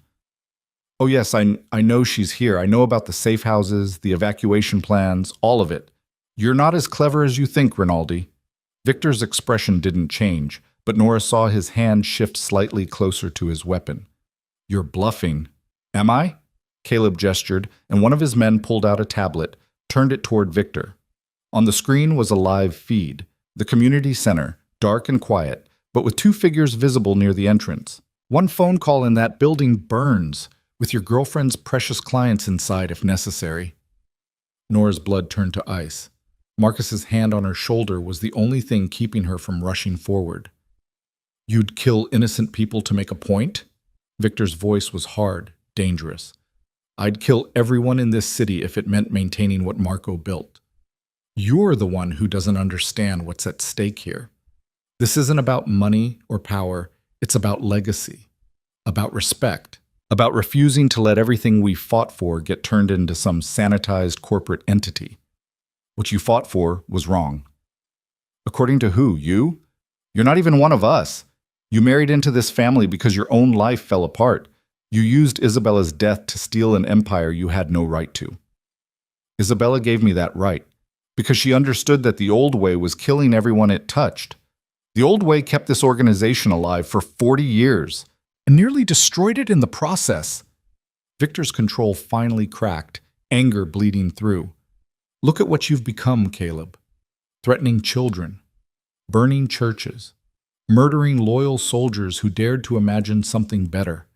This isn't strength. It's desperation. It's survival. Something you clearly don't understand. I understand it better than you know. I survived losing everything that mattered to me. I survived becoming someone I didn't recognize. And I survived by learning that some things are worth fighting for, even when the cost is unbearable." Victor took a step forward. "So here's my counterproposal. You walk away. Tonight. Leave Chicago, leave the organization, and never come back. I'll give you enough money to disappear comfortably, but you're done here." Caleb laughed, the sound echoing through the empty space. "You think you're in a position to negotiate?" "I think I'm in a position to end this one way or another. The question is how many people have to die before you accept that." "All of them, if necessary." Caleb moved fast, faster than Nora expected. His hand went to his weapon, and suddenly everything was motion and noise. Victor drew and fired in one smooth motion. Caleb dove behind a support pillar as his men scattered, returning fire. Marcus shoved Nora behind a stack of crates. "Stay down!" But Nora could see Victor, exposed in the center of the warehouse, pinned down by crossfire from 3 directions. One of Caleb's men was flanking him, moving through the shadows with deadly intent. She didn't think, just acted. Nora raised the weapon Marcus had given her, aimed at the figure creeping toward Victor, and squeezed the trigger. The recoil knocked her back, the sound deafening in the enclosed space. The shot went wide. She'd never fired a gun before, had no idea how to compensate for the kick, but it was close enough. The man dove for cover, giving Victor the seconds he needed to reposition. "Nora!" Marcus grabbed her arm. "What are you doing?" "Keeping him alive." More gunfire. Victor had made it to better cover, was returning fire with precision that spoke of training Nora hadn't known he had. 2 of Caleb's men were down, wounded or dead. She couldn't tell. The third was retreating, which left Caleb. He emerged from behind the pillar, weapon raised, aimed directly at Victor's position. Nora saw it happening in slow motion, the trajectory, the certainty that Victor couldn't see the angle, wouldn't know until it was too late. She ran. Marcus shouted something behind her, but she was already moving, her feet carrying her across open ground toward the sound of gunfire, and the man she'd loved and lost and found again. She raised her weapon, fired twice more, both shots wild but enough to make Caleb turn. His eyes found hers across the warehouse floor, and he smiled. "There she is," he said, swinging his aim toward her. The weakness. Time seemed to stop. Nora saw the barrel of his gun pointing at her chest, saw his finger tighten on the trigger, saw Victor rising from cover, his face a mask of pure terror. Then Marcus was there, shoving her aside with enough force to send her sprawling. The shot that would have killed her caught him in the shoulder instead, spinning him around. Victor's return fire was immediate and fatal. 3 shots, center mass, professional, and cold. Caleb dropped without a sound. The warehouse went silent, except for the ringing in Nora's ears. She crawled to Marcus, her hand shaking so badly she could barely check his wound. "Oh God, oh God!" "I'm fine," Marcus grunted, already pressing his hand to his shoulder to slow the bleeding. "Went through clean. I've had worse." Victor was there a moment later, his weapon still drawn, scanning for remaining threats. When he saw Nora on the ground beside Marcus, something in his face shattered. "What the hell were you thinking?" His voice was raw, shaking. "You promised you'd stay in the car. You were about to die. So you decided to die instead?" "I decided to save you." Nora stood, her legs unsteady, her whole body trembling with adrenaline and fear. "You're welcome, by the way. You could have been killed. Do you understand that? 1 inch to the left and—" He couldn't finish, just pulled her into his arms so hard she could barely breathe. "But I wasn't. We're both alive." She pulled back enough to meet his eyes. "Is it over? Is Caleb—" "He's dead." The reality of it hit her all at once. A man was dead. Victor had killed him. She'd helped make it happen by pulling Victor's attention, by firing shots that changed the equation. She'd participated in someone's death. "I think I'm going to be sick." Victor guided her to sit, his hand gentle on the back of her neck, pushing her head down between her knees. "Breathe. Just breathe." Behind them, Marcus was on his phone, calling in cleanup crews and medical support and all the machinery that came after violence. Sirens wailed in the distance. Someone had called the police, which meant they had minutes at most before this turned into an official crime scene. "We need to go," Marcus said, wincing as he stood. "Now, before this gets complicated." "The center," Nora said suddenly. "Caleb's people? Already handled." Marcus showed her his phone. "I had a team move in the moment shooting started. Everyone's safe. Building secure." Victor helped Nora to her feet. "Can you walk?" "Yeah, I'm okay." She wasn't. Not even close. But she could walk, and that would have to be enough. They left through the same side entrance they'd used to enter, Marcus's people materializing from the shadows to cover their exit. 3 cars were waiting. Victor put Nora in the first one with Marcus, then leaned in through the window. "I need to handle this. Make sure the narrative is controlled before the police start asking questions, but I'll meet you at the house in 2 hours. Victor, I promise, 2 hours. Then this is done." He kissed her, quick and desperate, then was gone. The safe house was the one upstate, the one with the nursery. Marcus drove despite his wound, refusing to let anyone else behind the wheel until a doctor had checked Nora over and confirmed she was physically unharmed. Mentally, emotionally, that was a different story. She sat in the kitchen where she and Victor had shared coffee just days ago, wrapped in a blanket, watching the sun rise over the frozen lake. Her hand still shook when she tried to hold her mug. Every time she closed her eyes, she saw Caleb falling, saw Marcus taking the bullet meant for her, saw Victor's face when he realized she'd put herself in danger. A car door slammed outside. Footsteps on the porch. Then Victor was there, looking exhausted and blood-stained but alive. "It's done," he said. "Caleb's people scattered. Half of them are already trying to negotiate deals with the feds. The organization is fractured, but what's left is mine. The old guard is finished." Nora set down her mug. "How many people died tonight?" "4 of Caleb's men. Caleb. No one on our side except injuries." "Because I was there. Because Marcus was there. Because you were reckless and brave and oh..." Victor crossed to her, knelt beside her chair. "You saved my life. Again. You keep saving my life. You saved mine first. In that hospital room 3 years ago, when you held me and told me it would be okay, even though we both knew it wouldn't be. You saved me by coming back, by showing me that grief doesn't have to be the end of everything. I don't feel very heroic." "Good. Neither do I." She touched his face, traced the line of his jaw. "What happens now?" "Now we rebuild. The organization, our lives, everything." Victor took her hand, pressed it against his chest where his heart beat steady and strong. "I'm done with the violence, Nora. What happened tonight, that was the last time. I'm accelerating the transition to full legitimacy. Everything that can't be made legal, I'm shutting down or selling off. And I'm establishing a foundation." "What kind of foundation?" "One that helps families dealing with pregnancy loss, counseling, medical support, financial assistance, everything we wished we'd had when we needed it." His voice roughened. "I want to turn what happened to us into something that helps other people survive the same nightmare. I want Bee's legacy to be that she made the world gentler for families like ours." Tears streamed down Nora's face. "The Beacon Foundation." "What?" "That's what we call it. The Beacon Foundation. Because when you're drowning in grief, you need a light to guide you home." Victor's face crumpled. He buried his head in her lap, and she felt his shoulders shake with sobs he'd been holding back for 3 years.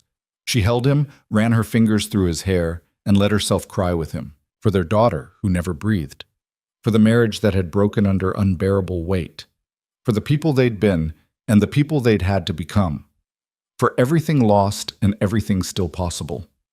When the tears finally stopped, they sat together watching the sun climb higher, burning off the morning fog. "I love you," Victor said quietly. "I never stopped, not even when I tried, not even when I became someone I thought you couldn't love back. I love you too, all of you, Ethan and Victor both, because they're the same person, just carrying different weights. Can we do this? Really do this? Start over?" Nora thought about it. About the violence and the danger and the impossible choices that came with Victor's world, about the grief they shared and the future they might build from its ashes. "I don't know if we can start over," she said finally. "Too much has happened, but maybe we can start again. Different people, same love, building something new. I'd like that." "So would I." He stood, offered her his hand. "Come with me. I want to show you something." She let him lead her upstairs to the nursery. The room was exactly as they'd left it, preserved, perfect, heartbreaking. Victor crossed to the dresser, opened the top drawer, and pulled out a small velvet box. When he opened it, Nora's breath caught. Her wedding ring, the one she'd left behind when she signed the divorce papers. "I kept it," Victor said. "Couldn't bring myself to get rid of it. It felt like throwing away the best thing that ever happened to me." "Victor, I'm not asking you to marry me again. Not yet. We have too much to work through first, too much rebuilding to do. But someday when we're both ready, when we've proven to ourselves that this can work, I want to ask you properly. Not as Ethan or as Victor, but as whoever I become when I'm with you. The best version of myself." Nora took the ring, held it up to the light. It was simple, elegant, exactly what she'd wanted when they'd picked it out all those years ago. "Ask me now," she said. Victor's eyes widened. "What?" "Ask me now. We've already done this the traditional way. We've already had the fairy tale wedding and the happy beginning. Let's do it differently this time. Honest and messy and real." "Nora, are you sure?" "No, but I'm sure that I love you, and I'm sure that life is too short and too uncertain to wait for the perfect moment. So ask me." Victor took the ring from her hand, held it between them. His eyes were bright with tears and hope and something that looked like coming home. "Nora Hale, will you marry me? Again?" as the people we are now, carrying the scars we've earned, building the future we choose. No illusions, no guarantees, just two people who survived hell and decided love was worth fighting for anyway. Yes, she whispered. Yes, I'll marry you. He slid the ring onto her finger. It fit perfectly, just like it always had. They kissed in the nursery surrounded by the ghost of their daughter, and it felt like both an ending and a beginning, the closing of one chapter and the tentative start of another. Downstairs, Marcus cleared his throat politely. Sir? The attorney is on the line, says it's urgent regarding the federal cooperation agreement. Victor glanced at Nora and she nodded. Go, I'll be here. Promise? Promise. She watched him go, then turned back to the nursery. Slowly, carefully, she began to pack things away. Not to erase B, but to make space for what came next. The mobile went into a box, carefully wrapped. The books, the elephant, the tiny clothes they'd bought too hopefully. But she left one thing out, a photograph in a simple frame taken during Nora's second trimester. Victor's hand on her barely there belly, both of them smiling like they'd won the lottery. That stayed, a reminder of who they'd been and what they'd loved and why any of this mattered. The months that followed were chaos of a different kind. Victor coordinated with federal prosecutors, providing evidence that dismantled the last remnants of the old organization. Arrests rippled through the city's underworld. Some of Caleb's surviving loyalists fled. Others made deals. Through it all, Victor kept his word. No more violence, no more shortcuts. Just the hard, slow work of building something legitimate. The Beacon Foundation launched on what would have been B's third birthday. A small ceremony, attended by the people who mattered most. Marissa from the community center. Marcus, recovered from his wound and now Victor's head of security for the foundation. A handful of Victor's people who'd believed in the vision when it would have been easier to run. And Nora, standing beside Victor as he cut the ribbon, her hand in his. This foundation, Victor said to the small crowd, exists because my wife and I lost our daughter.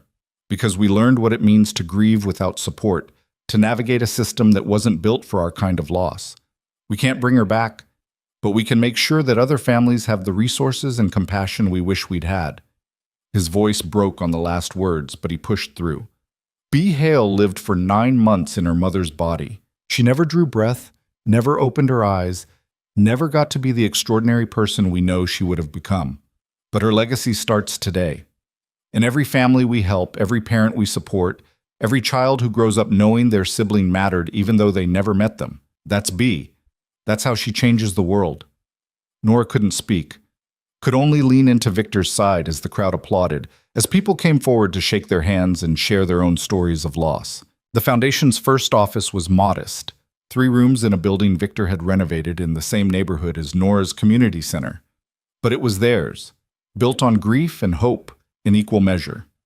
They remarried in spring, no big ceremony, no elaborate plans, just a judge in a courtroom with Marcus and Marissa as witnesses. Nora wore a simple dress, Victor wore a suit. They exchanged the same vows they'd spoken years ago, but this time they understood what the words meant, for better or worse, in sickness and health, till death do us part. They'd already survived the worse, the sickness, the part where death had touched them. Now they were choosing to believe in the better, the health, the living. The reception was pizza in their apartment, the new one they'd gotten together. Bigger than Nora's old place, but not as imposing as Victor's estate. A compromise like everything else in their rebuilt life. Happy?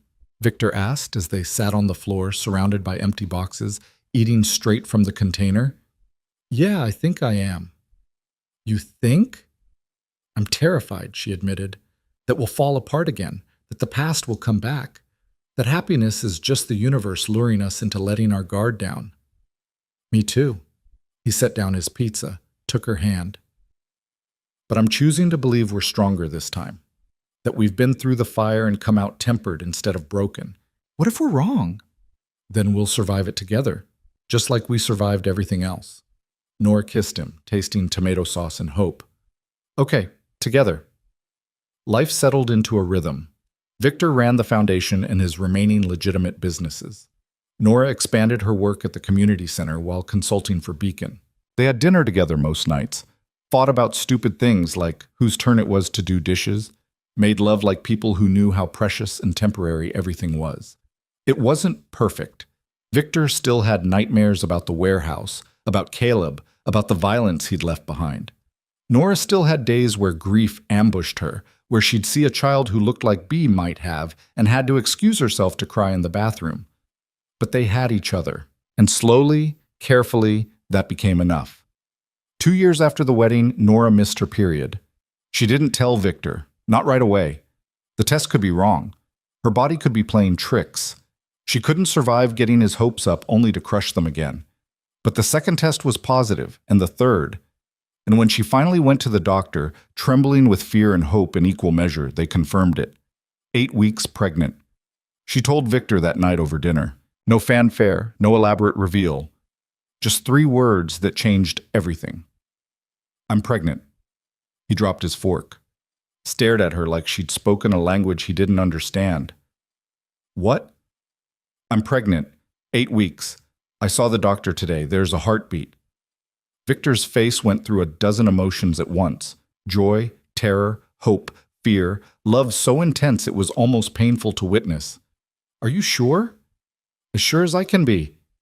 And how are you feeling? Terrified, excited, afraid to hope this is real.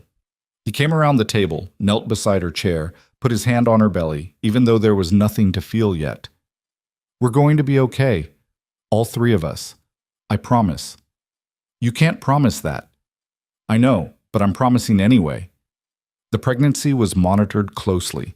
Every appointment felt like holding their breath, waiting for disaster. But week after week, the baby grew.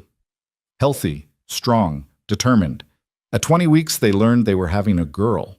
B would have wanted a sister, Nora whispered, staring at the ultrasound image. Yeah, she would have. The nursery at the upstate house became a working room again. Victor painted the walls himself, a pale lavender this time. Nora assembled the crib, insisting she was strong enough, letting Victor hover anxiously nearby. They didn't talk about the fear, didn't need to. It was there in every careful movement, every extra doctor's visit, every moment they touched Nora's growing belly and silently begged the universe not to take this from them too. At 32 weeks, Nora woke up bleeding.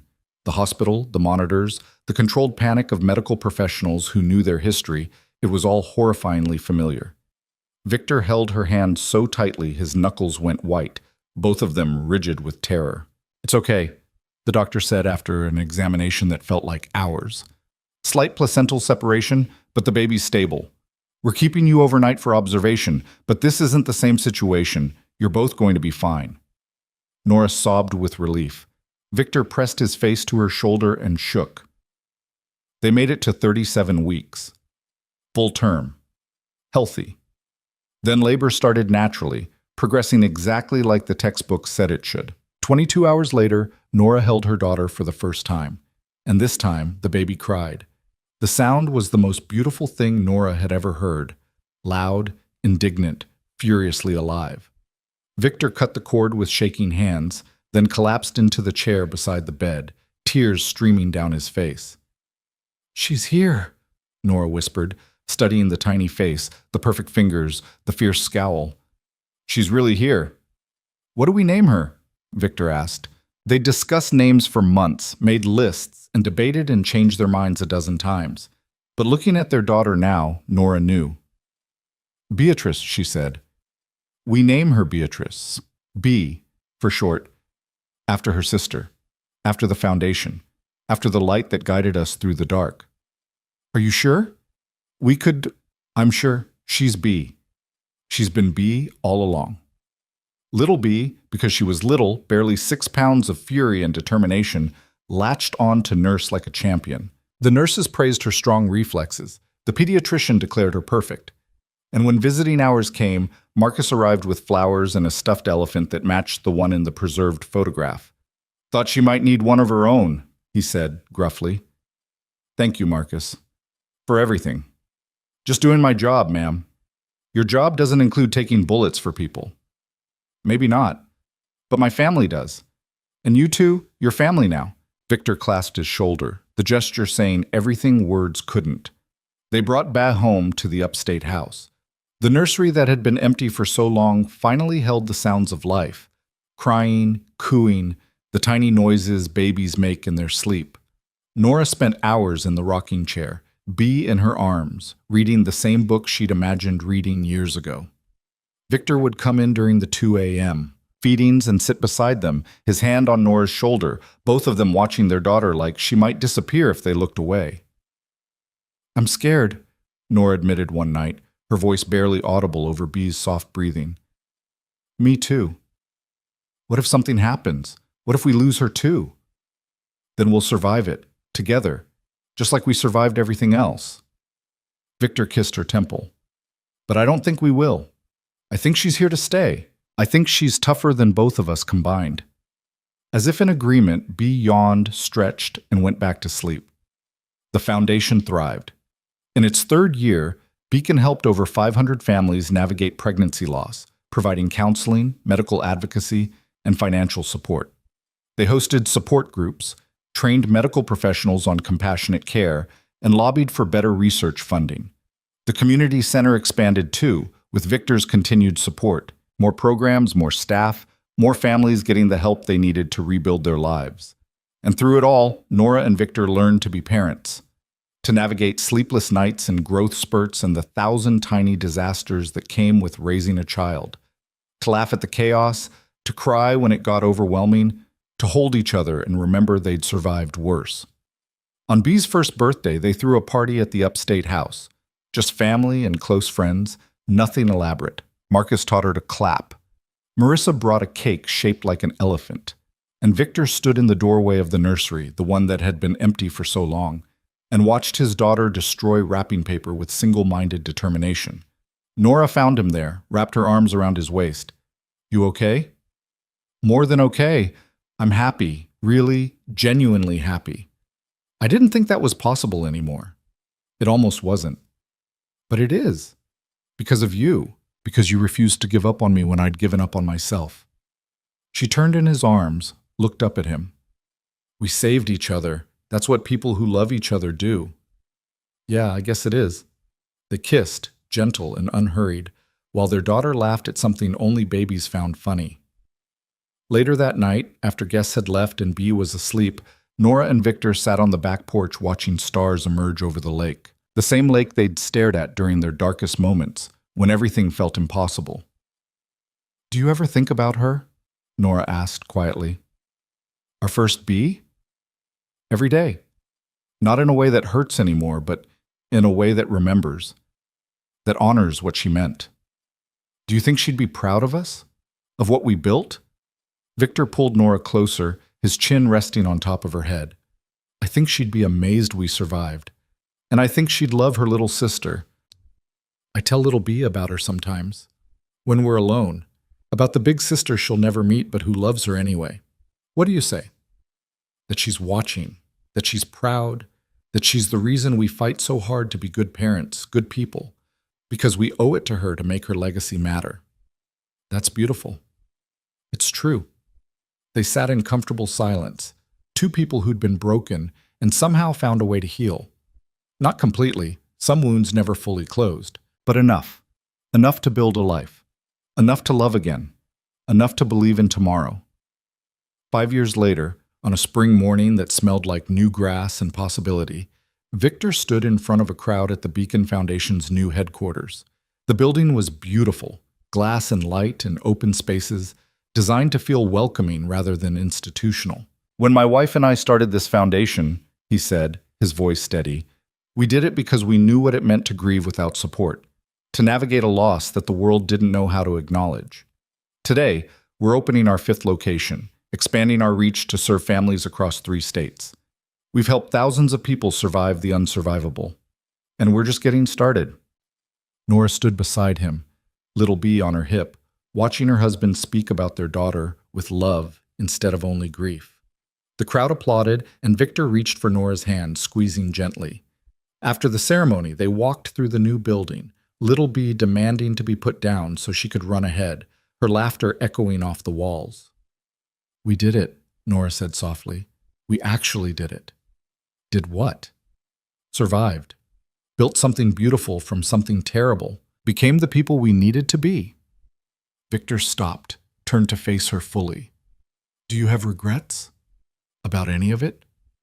Nora thought about the question, about the loss and the pain and the violence and the impossible choices, about divorce papers signed in grief and rings exchanged in hope, about the man who'd been Ethan and became Victor and was somehow both and neither. No, she said finally. I don't regret any of it, because all of it, every awful, heartbreaking moment, led us here. To this building, this life, this family, and I wouldn't trade that for anything. Not even to have our first bee back. That's not a fair question. I know, but I'm asking anyway. Nora watched Little Bee investigate a water fountain with intense concentration, her dark hair falling in her eyes just like Victor's did, her stubborn determination pure Nora. If I could have both, she said quietly, I would, in a heartbeat. But we don't get both. We get the life we have, built from the pieces we were given. And this life, messy and imperfect and hard-won, it's enough. It's more than enough. It's everything. Victor pulled her close, kissed her forehead. Yeah, it is.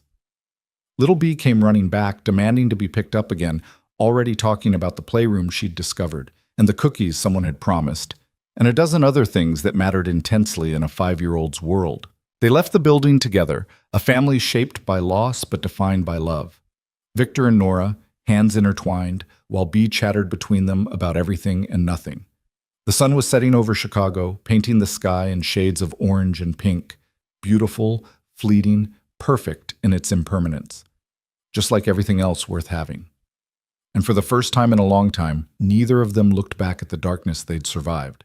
They looked forward toward the light they'd built together, and they walked into it hand in hand, not as the people they'd been, not even as the people they'd become, but as the people they were still becoming, together, always together. The ghosts they carried would always be part of them, the grief, the loss, the daughter they'd never raise. But those ghosts didn't haunt them anymore. They walked beside them, quiet and gentle, a reminder of where they'd been and why they kept fighting. For the daughter who never breathed, they'd built a foundation that gave breath to thousands.